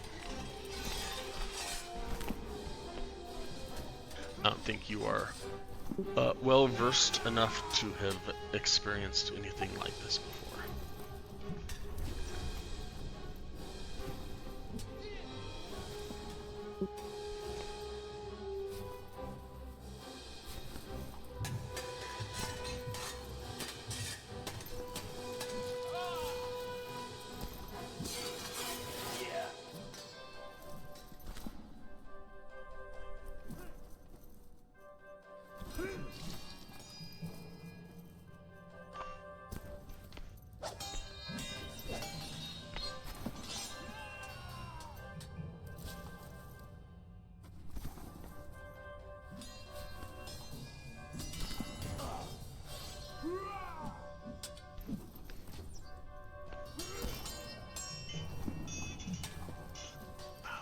These are so mean.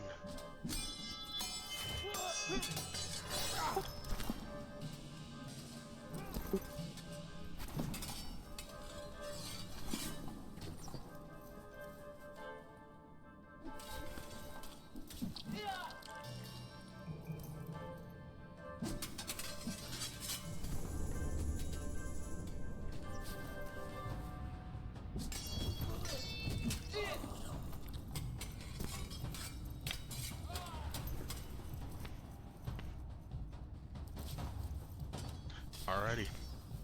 This is really mean. I'm sorry. Oh wait, I can upcast this. Oh. That doesn't do me any good. Alright.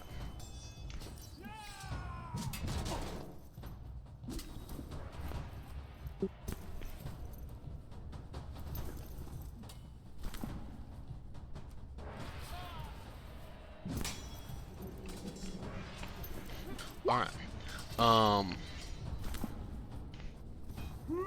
I need a wisdom saving throw from Claudette, Illican, and Durkar, and Vold, and Sprout.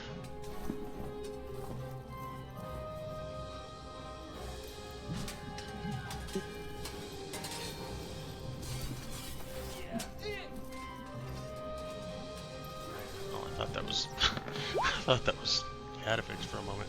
I was like, wow, he's sucks. 2, 18. Alright, he's good. Alright, Claudette.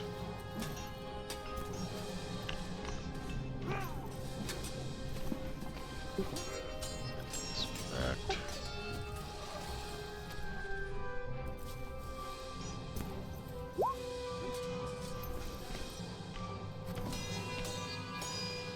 Everybody should get another plus something or other because of Durkar, I think.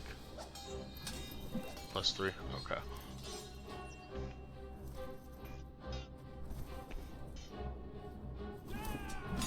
Yeah, check that and post it so that I know what that is. Wow. Holy shite. I think you have I think you get wisdom saves anyways, but I was not expecting that.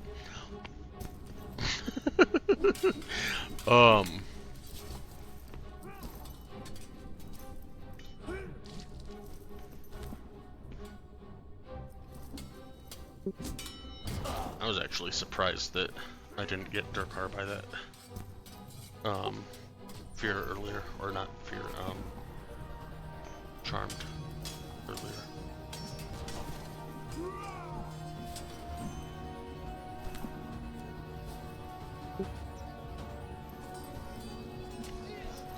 Lincoln. Alright.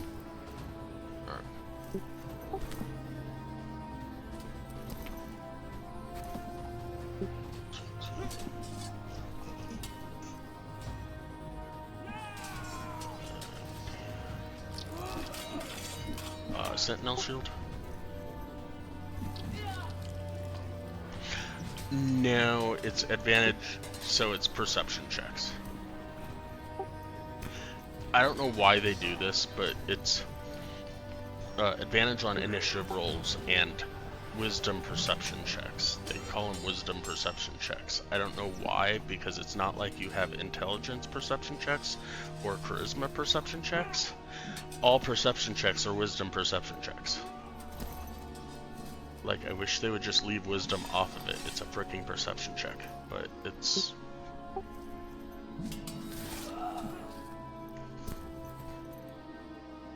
It's not. Wait, no, it is. Wait, what?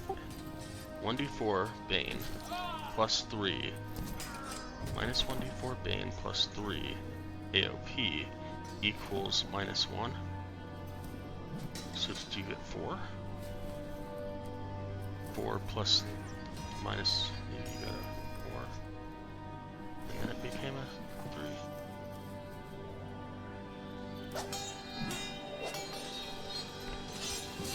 Sunchasers.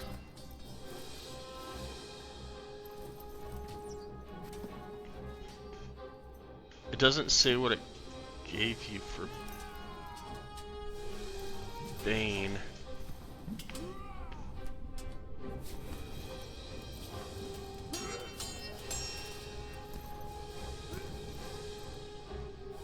I think they royally screwed this shit up. Go ahead and roll me a 1d4. Durkar. Alright. So we're just gonna do 12. Minus 2 is 10. Plus 3 is 13. Which is not a save.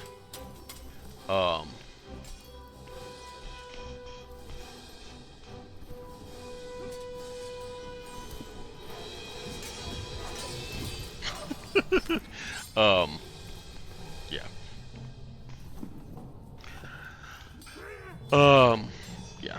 And even if I did the same thing with Claudette, like 10, if we took the 1, for Bane, 10 plus minus 1, that's just weird.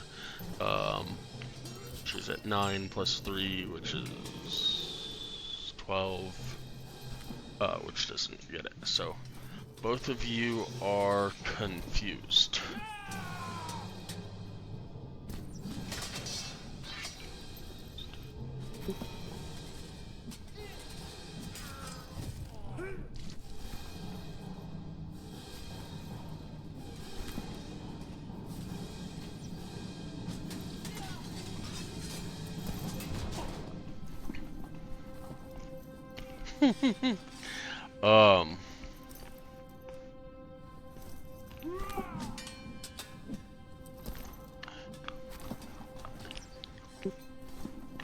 This is why Arden chose a ranged character.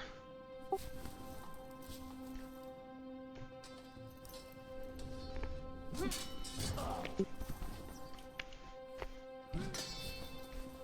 starting a new campaign and I chose a warlock that's gonna be in melee. Yeah. I'm screwed.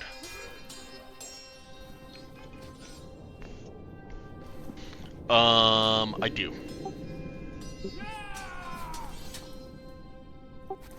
13.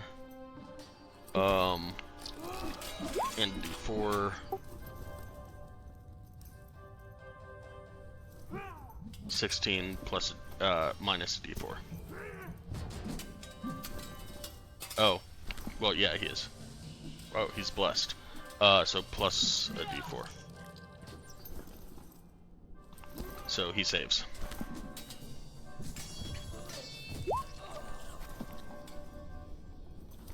So he's got 20, so he does save.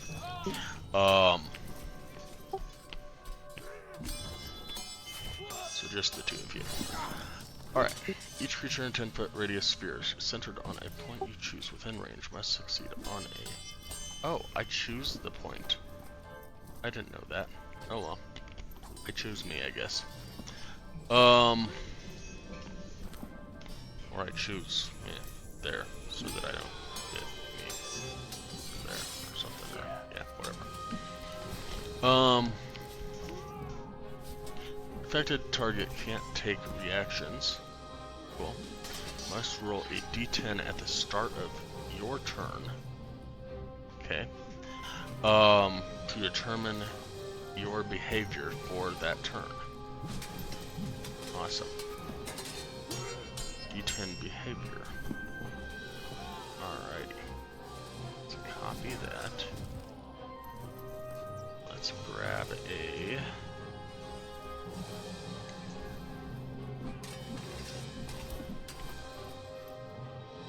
placeholder.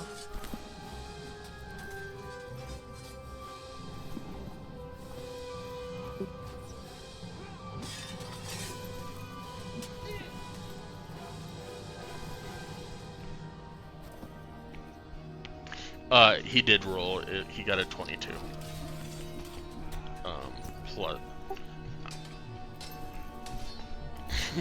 Plus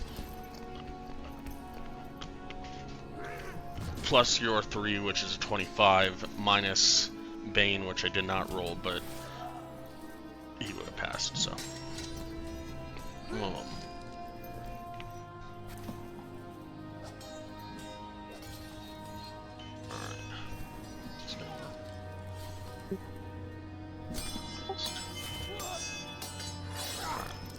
Leave that up like that. Alright.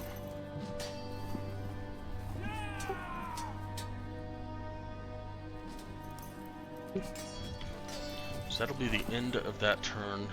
Ythryn, you are up.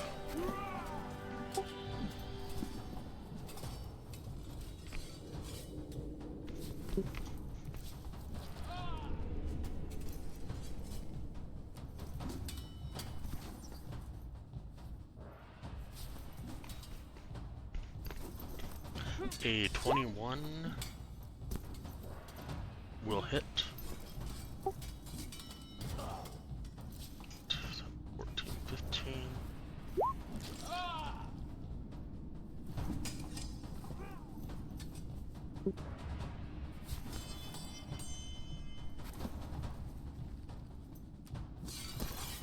Um, 21. That one.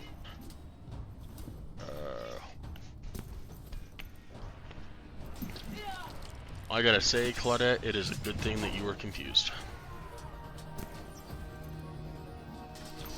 Because if you weren't, you might have seen that swing almost hit you.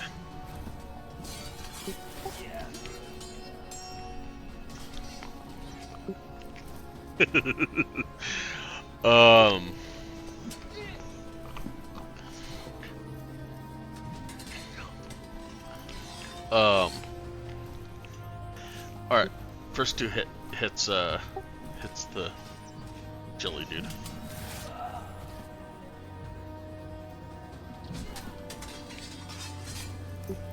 And you're marking favorite foe.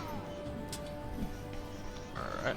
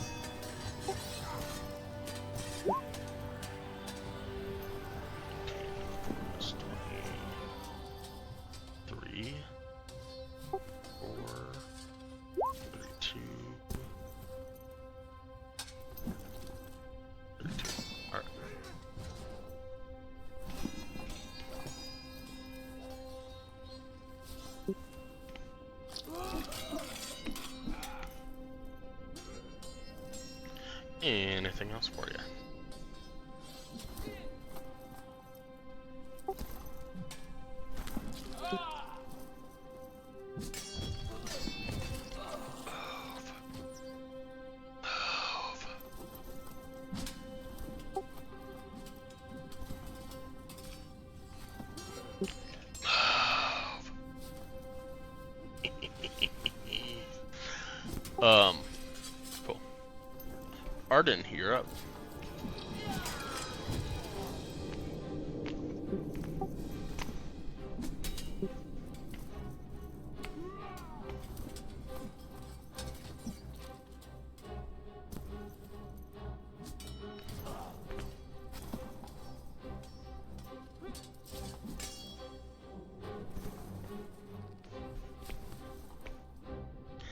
A 14 will not hit. You hear a clink in the metal as it hits somewhere over there.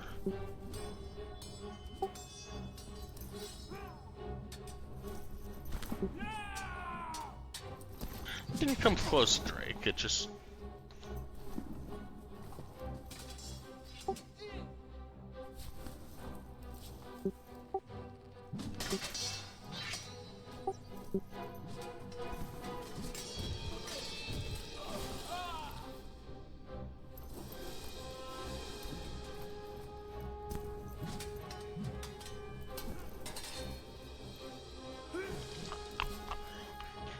And a 13 won't hit either.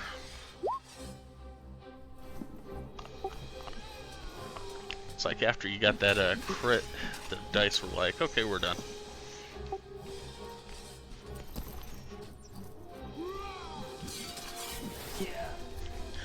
Alright, Durkar. Top of your turn, D10 for a 4. You don't move or take actions this turn.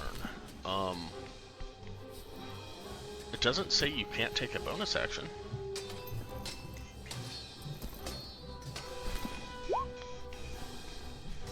Okay. You do save, so...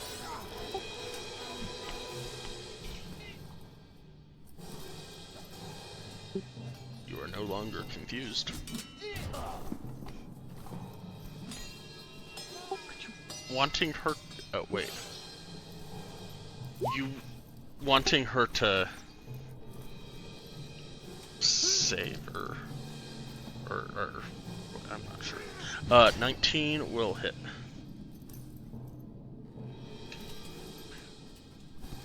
For 11.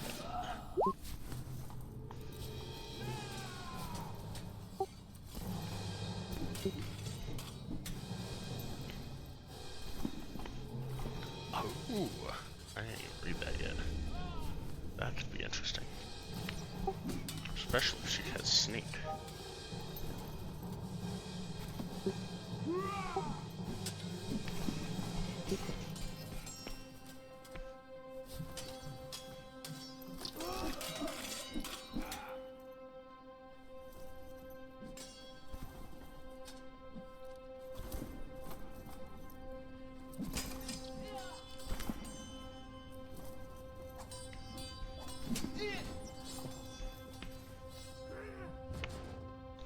I forgot to have Sprout roll. Oh well. Too late. Anything else?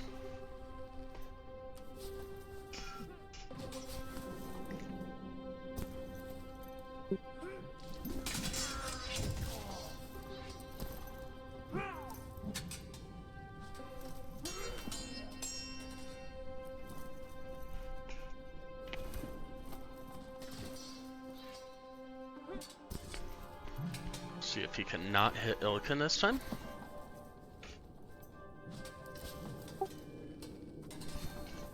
He's got Bane, right? Yes, he's got Bane. Oh, why it shows up as Bless. It's so weird. 16 to hit, so that will miss.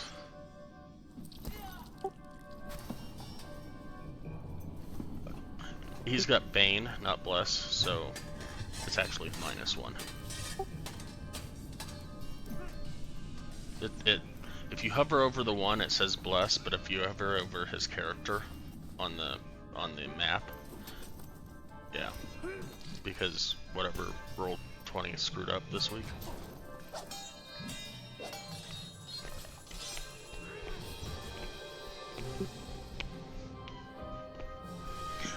I can only put the image on player character sheets, I can't put it on non-player character sheets, and so Velen's got a player character sheet.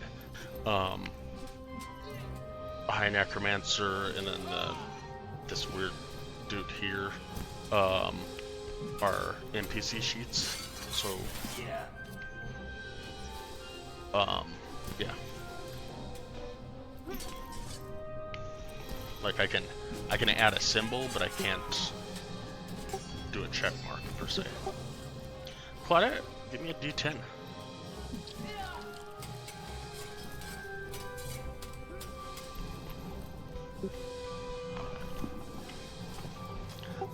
Oh, damn. I was really hoping that you could hit Illican and have an excuse for hitting Illican.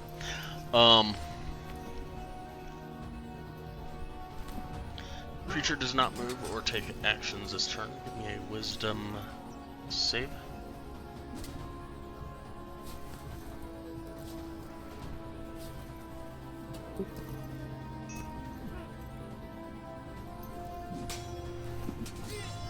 We're still confused.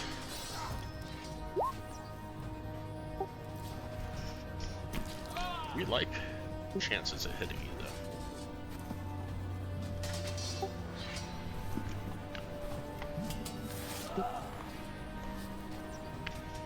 Maybe if you did not miss the ooze thing, you could kill it and get her to not be confused.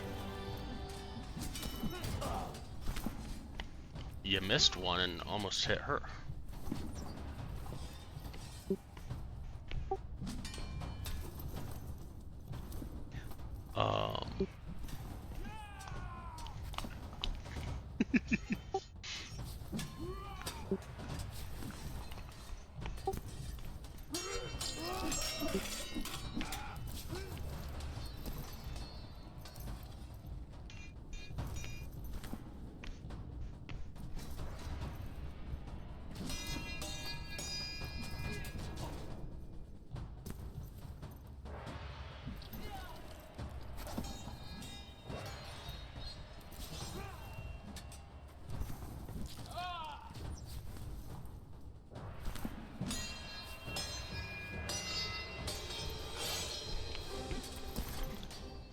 Nope.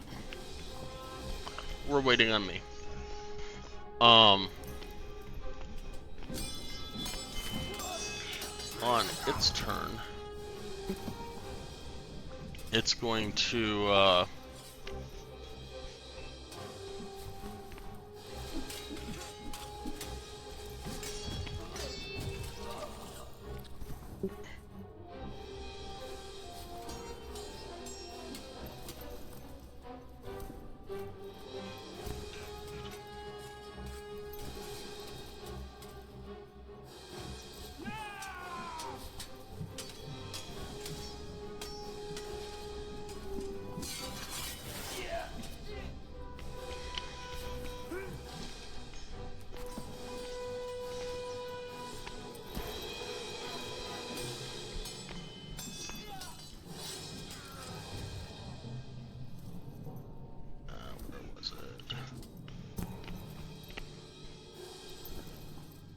gonna come over and say,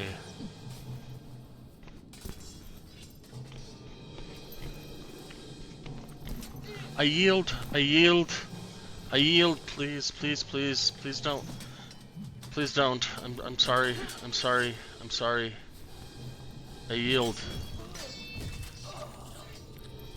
And it will drop concentration.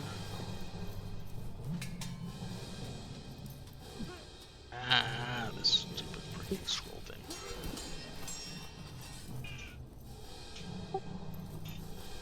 Quetta is no longer confused. The last 6 seconds were a blur, but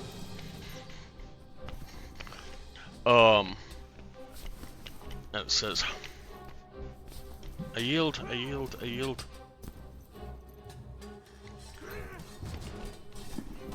I give up. I'm sorry. Please.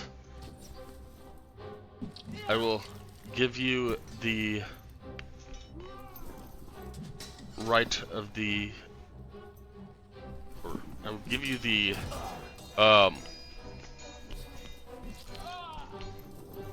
Rite of the Arcane Octad for the Enchantment.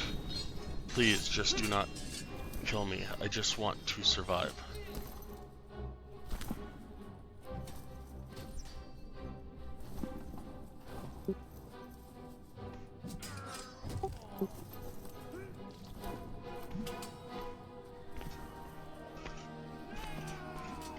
I have all of her memories.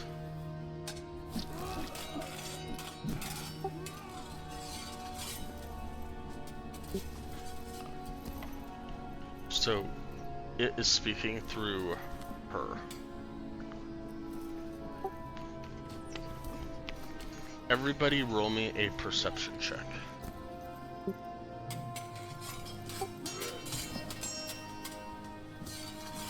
Yeah. Oh, Claudette definitely sees it. Arden definitely sees it. Dirkar doesn't.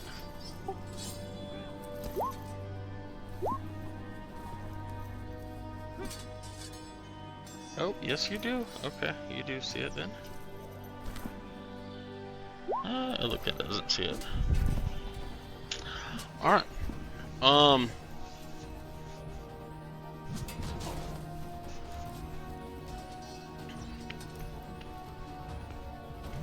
So, as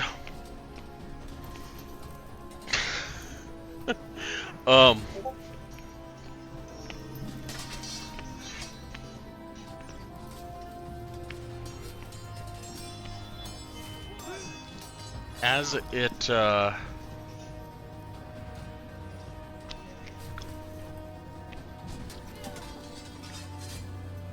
as it's I don't know, sitting, standing, whatever the hell it's doing, blobbing there, the three of you notice this kind of translucent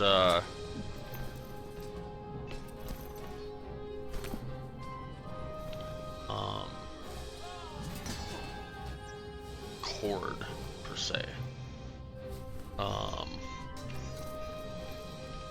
that is attached to her and attached to it.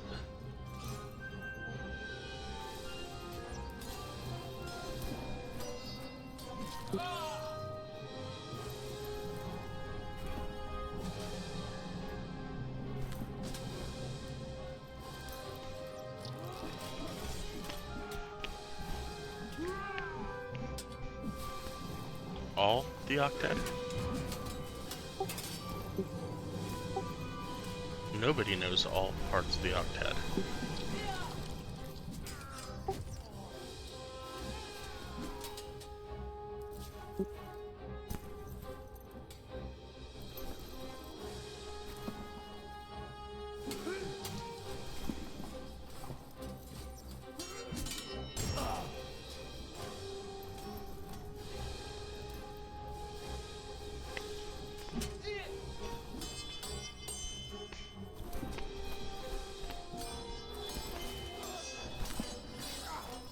She is my voice. I'm not controlling her, she is me. I am her.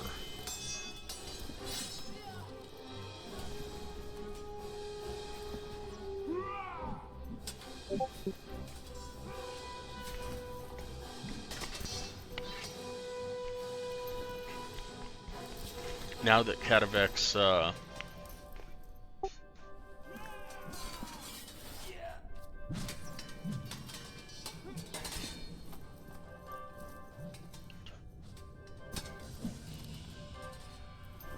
I see.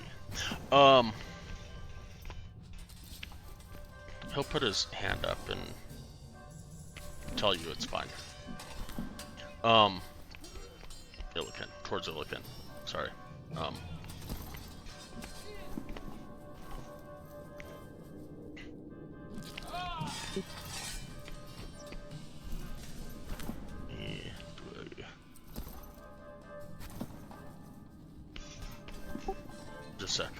answer one question at a time.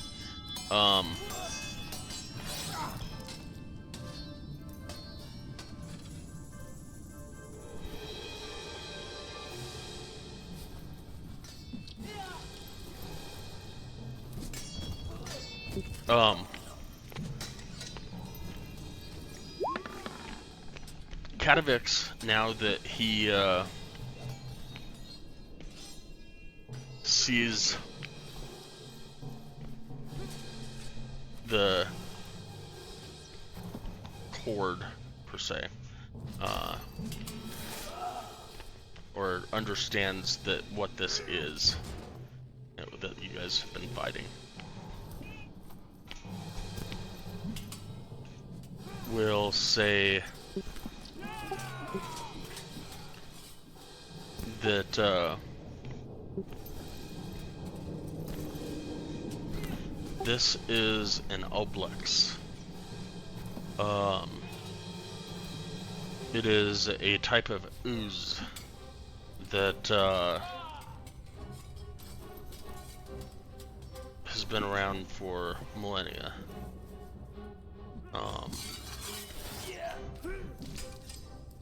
It feeds on memories.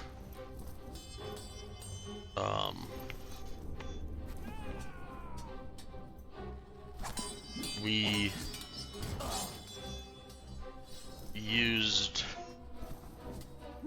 I don't know if we, who wouldn't know that,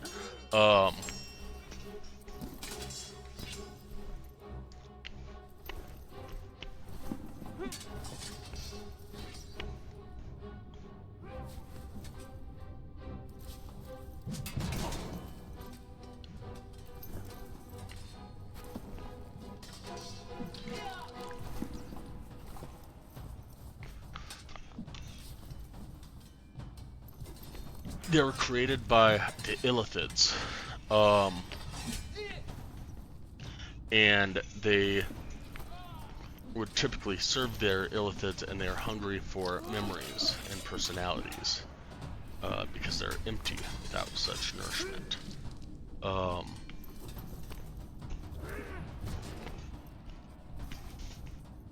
That sounded and looked exactly like my Ivira. It's astonishing. I did not notice that it was not her, but it is not her. It still looks exactly, it sounds exactly like her, but it is not her. Where is she? What have you done with my Ivira? And the Oblex will answer through Ivira and say, she is dead, of course. Yeah.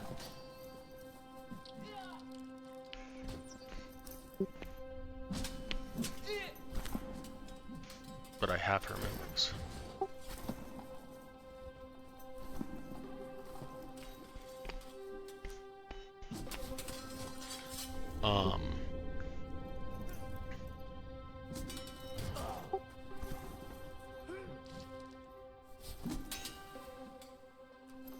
Gone.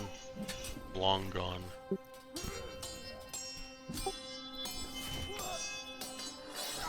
Thousands of years ago.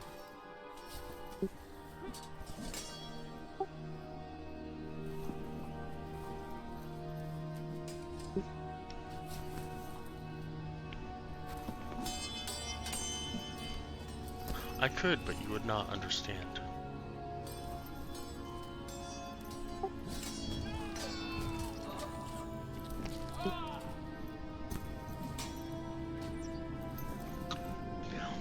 There's a language that you could not possibly understand.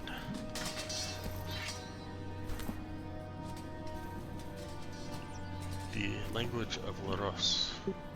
The language of the Netherese.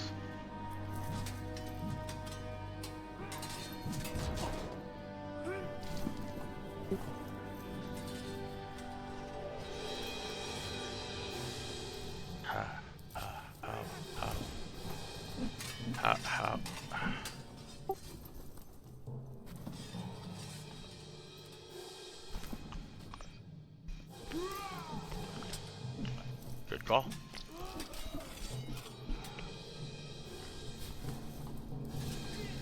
She or it or whatever looks thoroughly complexed, or perplexed, I should say.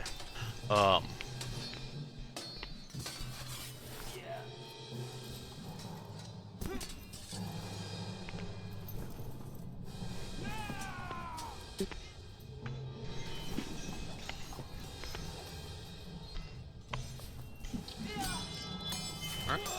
She writes it down.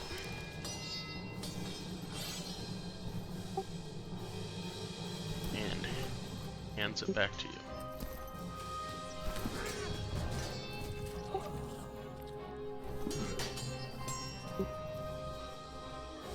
Sure. Give me an insight check.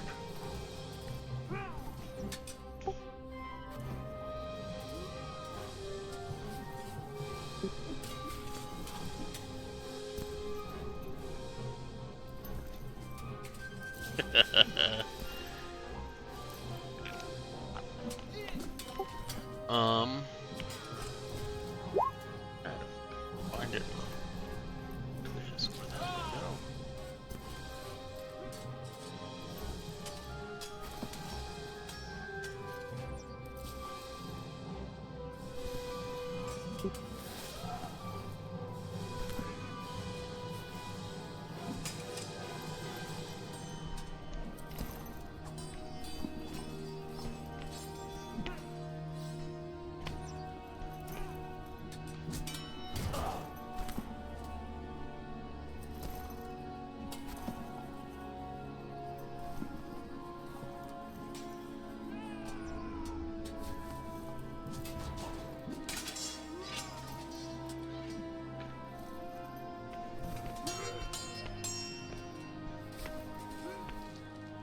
We're good.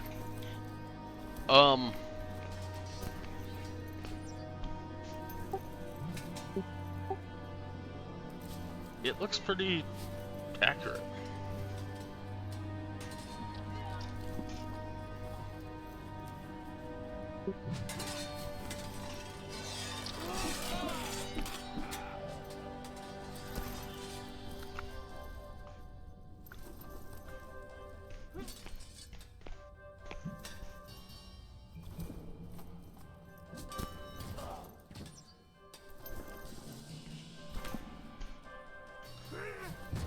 He will say, I'm not sure what it could be. Oh, yeah, I forgot about that one.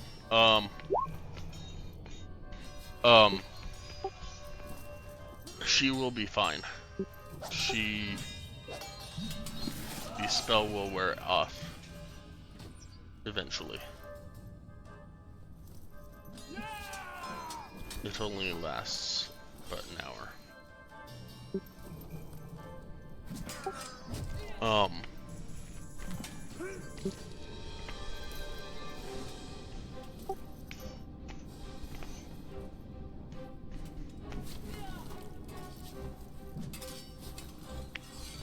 Actually, I will give this one to you.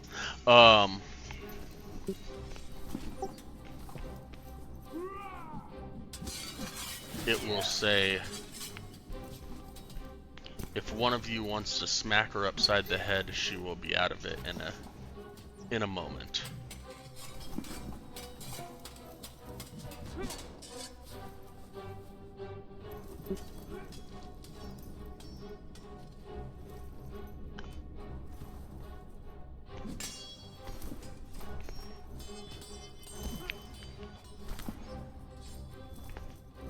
Alright. And you send Sprout, and now she gets knocked out of it.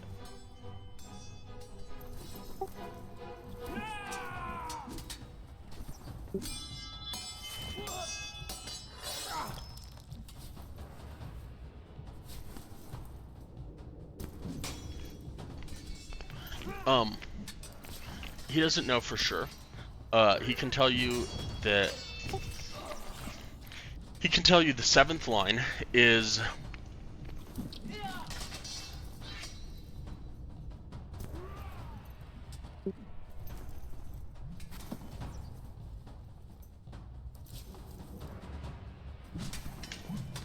7th, trace a circle with the ashes of the dead.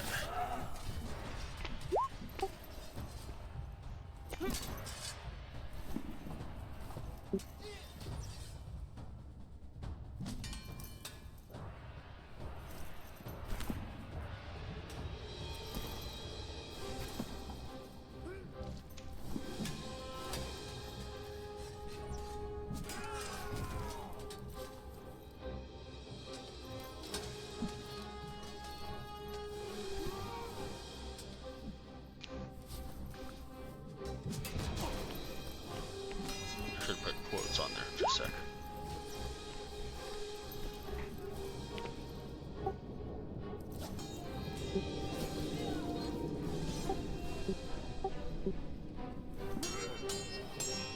There, that's better.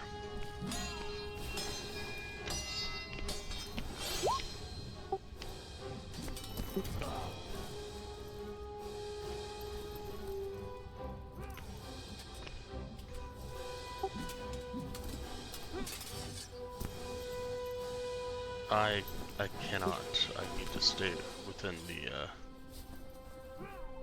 warmth of this tower.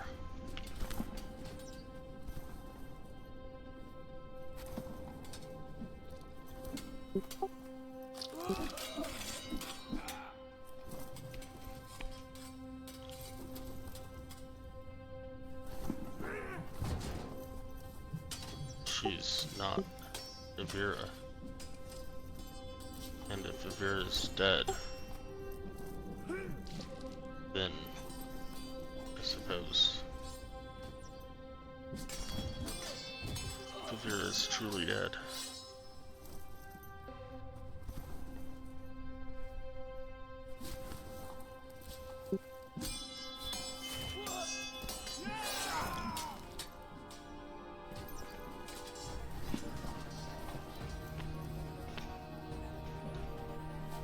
I cannot.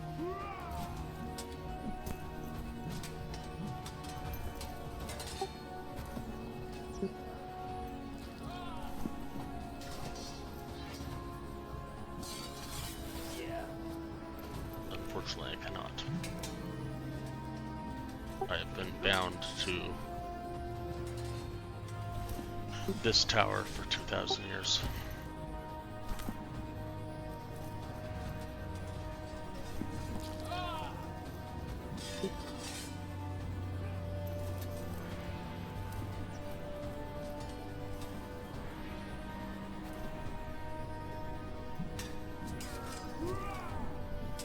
I shall not.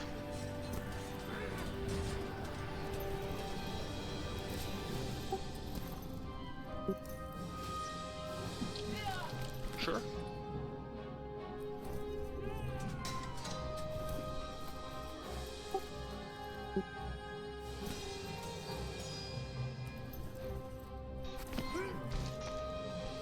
Oh yeah, you definitely believe him. It. I will.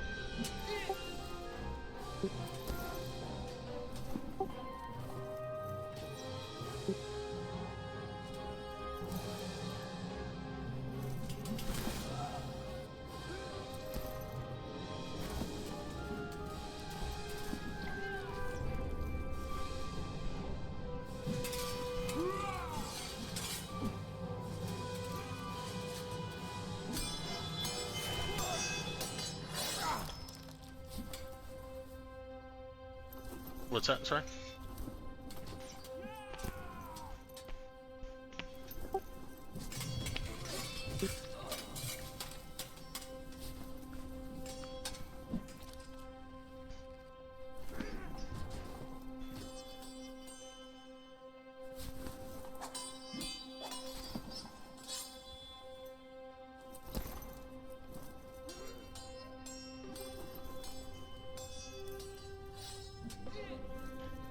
Yes, the 8 rites, or the 8 lines for the Rite of the Octad.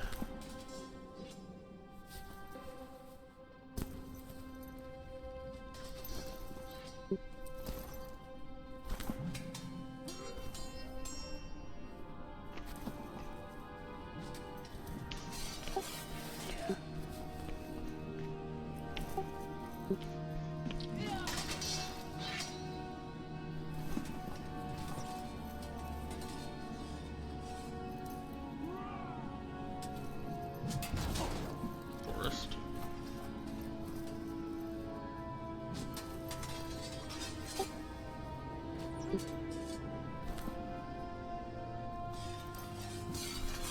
Yeah.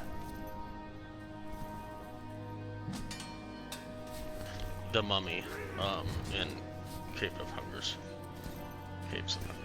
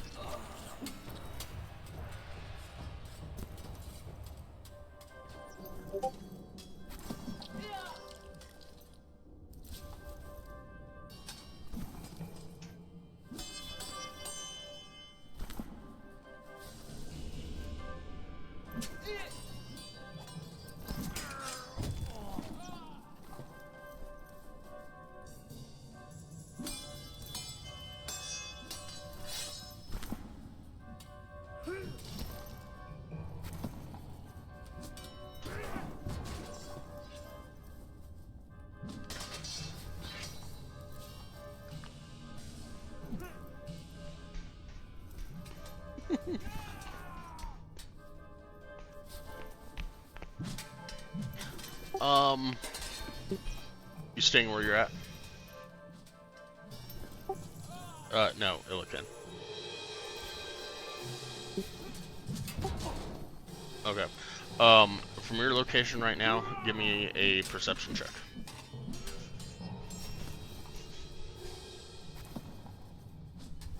Oh yeah.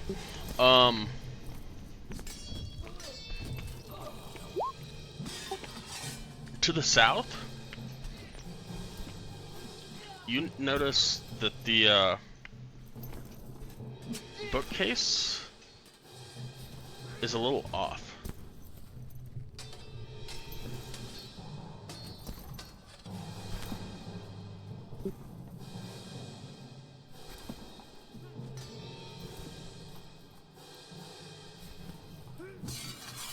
Yeah.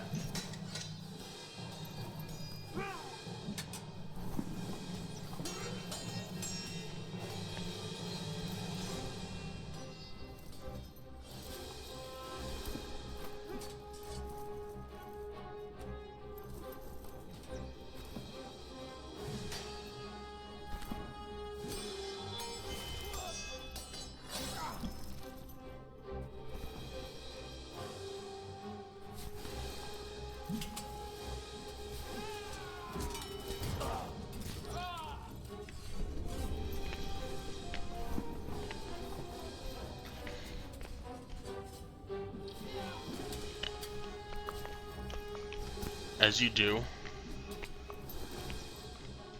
this Ivira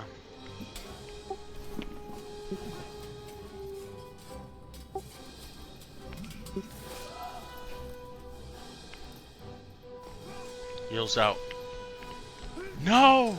You can't! You can't! I will lose! I will! No!"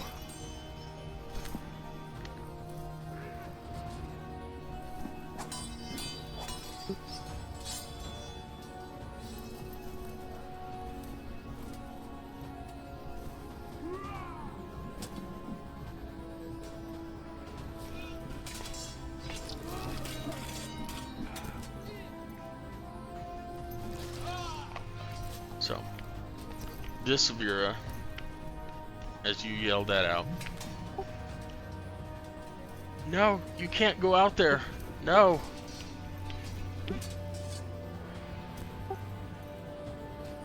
I need my heat.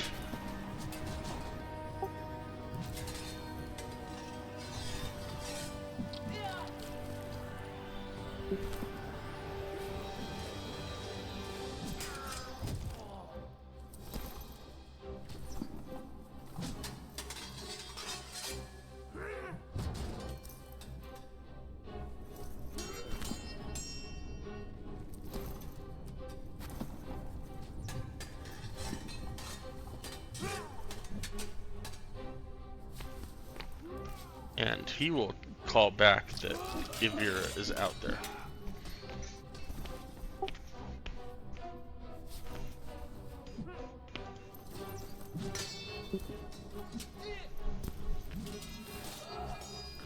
An emaciated female human wizard, dressed in tattered pink scraps, is seated in a chair, staring blankly out of a window towards the glacier wall. A golden staff lies on the ground beside the chair.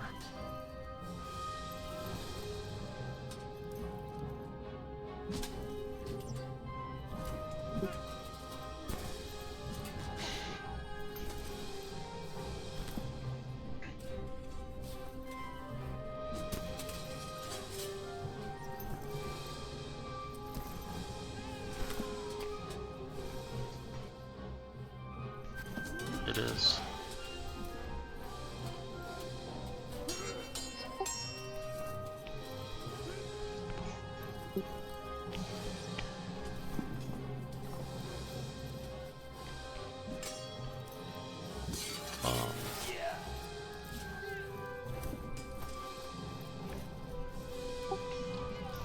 She looks weak. She looks very, very weak.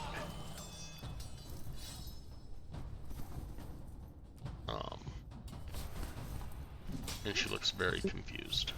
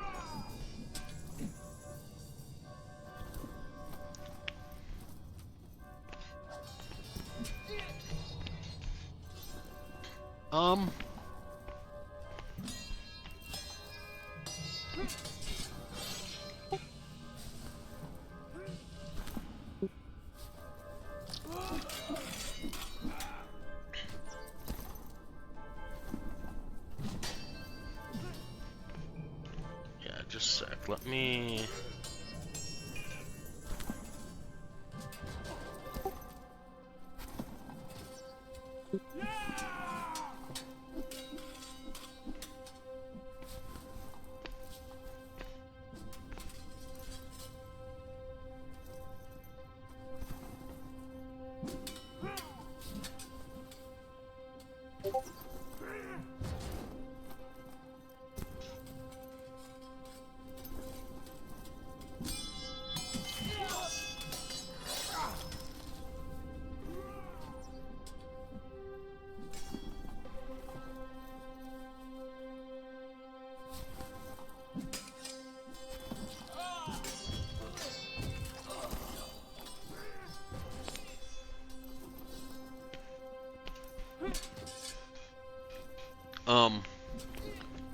Give me a... Yeah.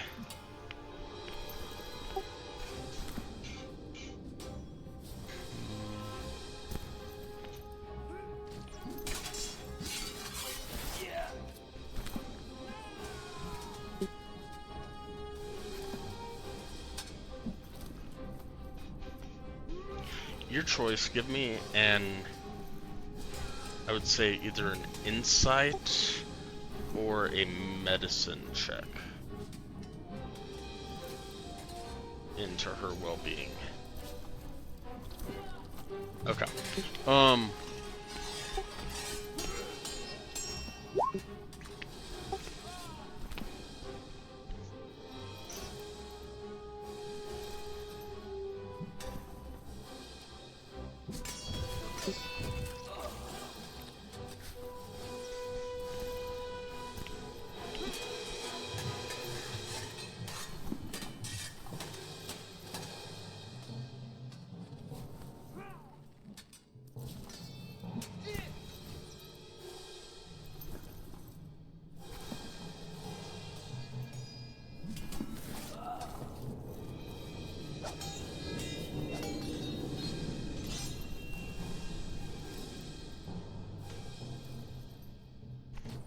I sent you a message in Discord.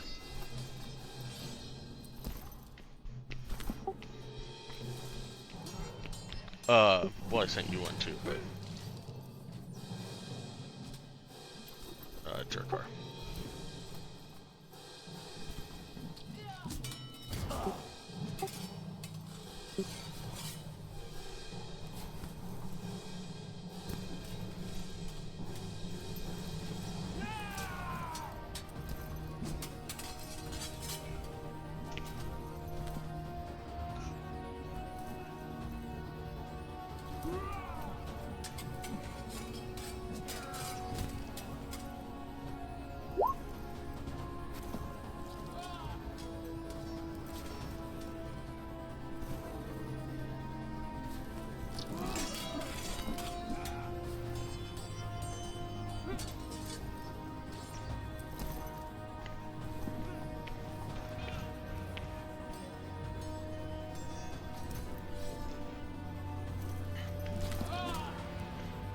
Yeah.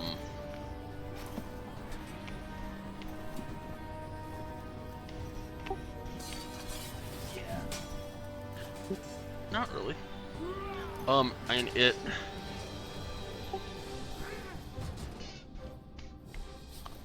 she doesn't look necessarily unhealthy, per se. Or like harmed. She just looks extremely exhausted and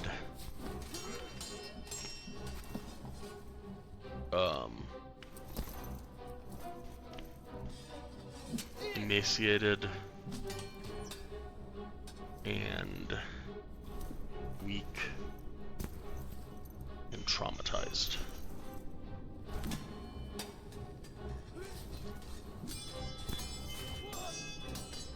She does not.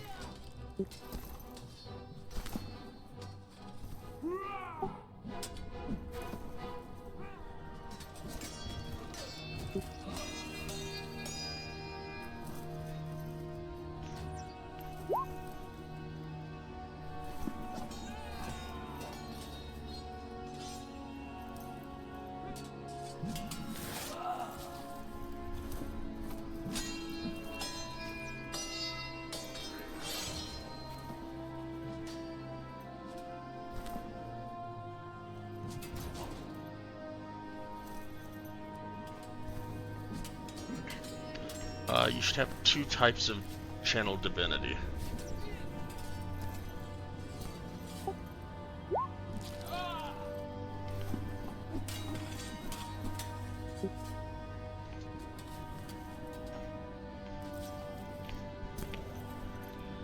Sorry, Claudette, you're asking them to go through the door?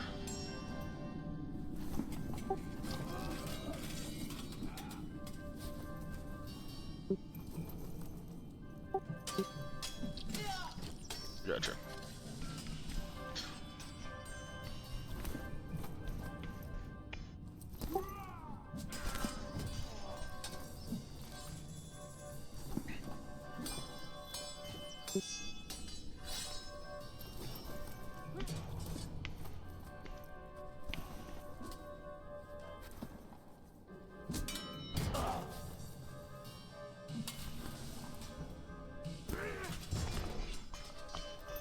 Gotcha. I think you're thinking of like a cleric's, I forget what it is, but the cleric thing. Yeah, your channel divinity are gonna be Scorn the Unworthy or Dragon's Wrath. Yeah, I think you're thinking of the cleric's one where they call upon their deity.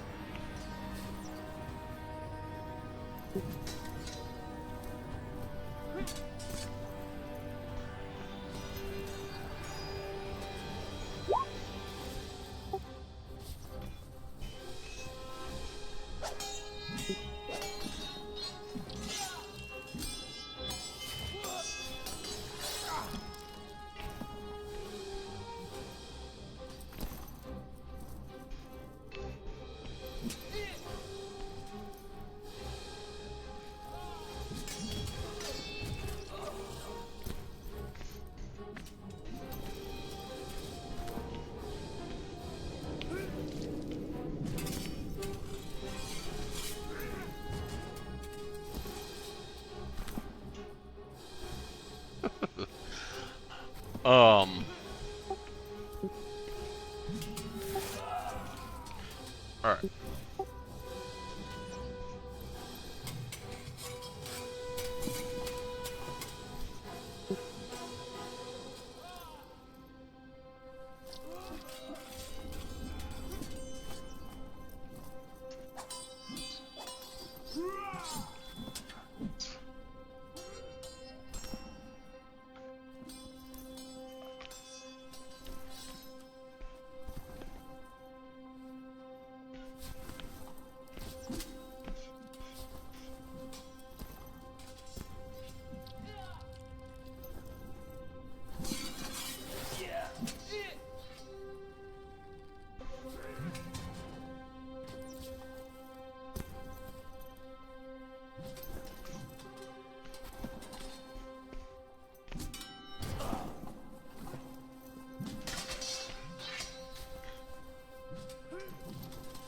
Alright, so as you take off your bead of favor and touch it against Ivira,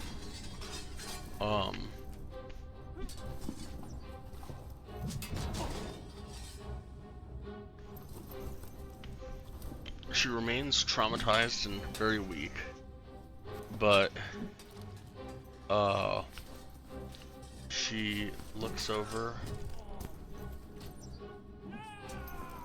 and in a very weak voice, Cadavix, you're here. Cadavix, you came. It's been so long.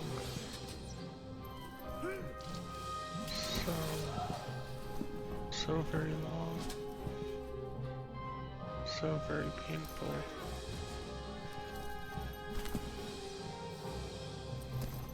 And she looks around.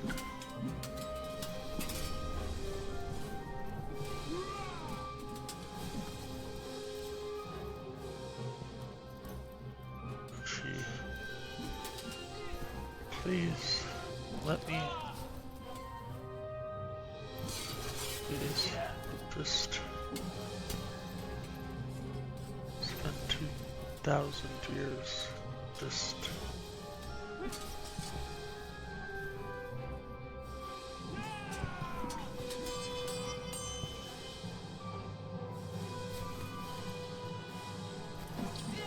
Let me go.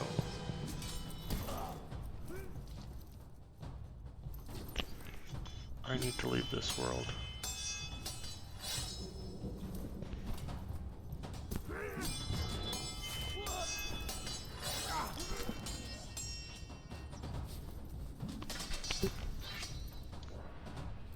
Would one of you please just...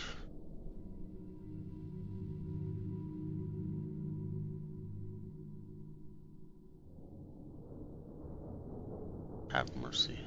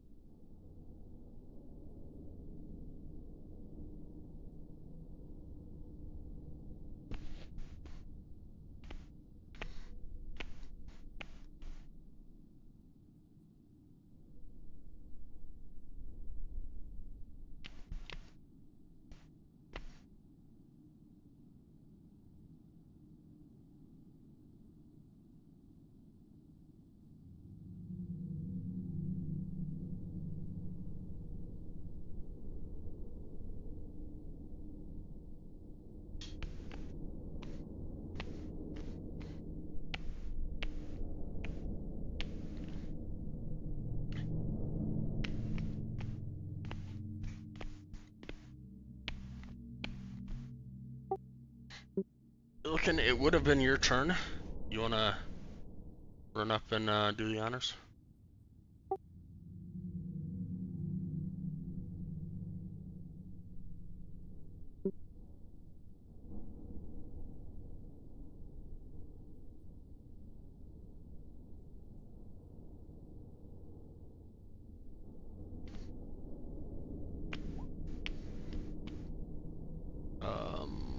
They all hit.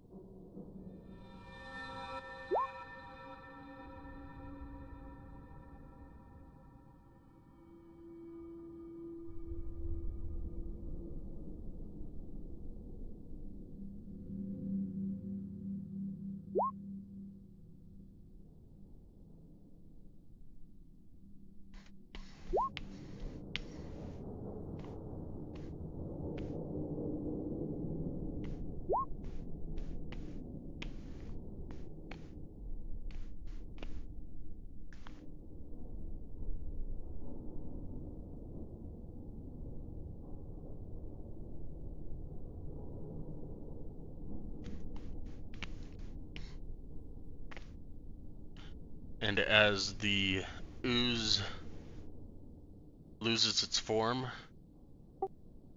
the copy of Ivira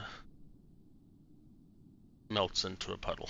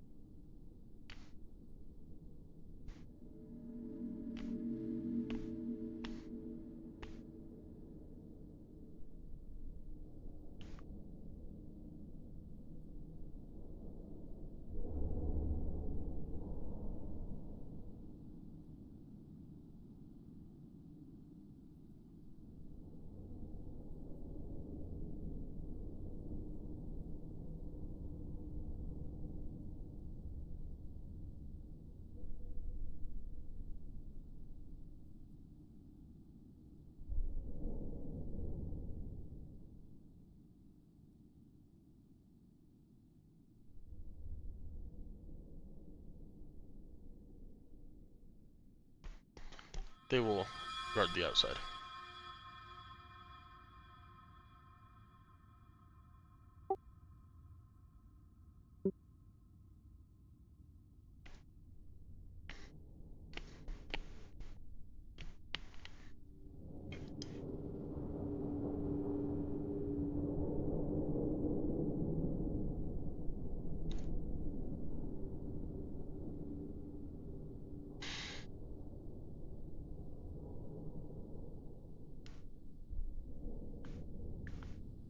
Alright.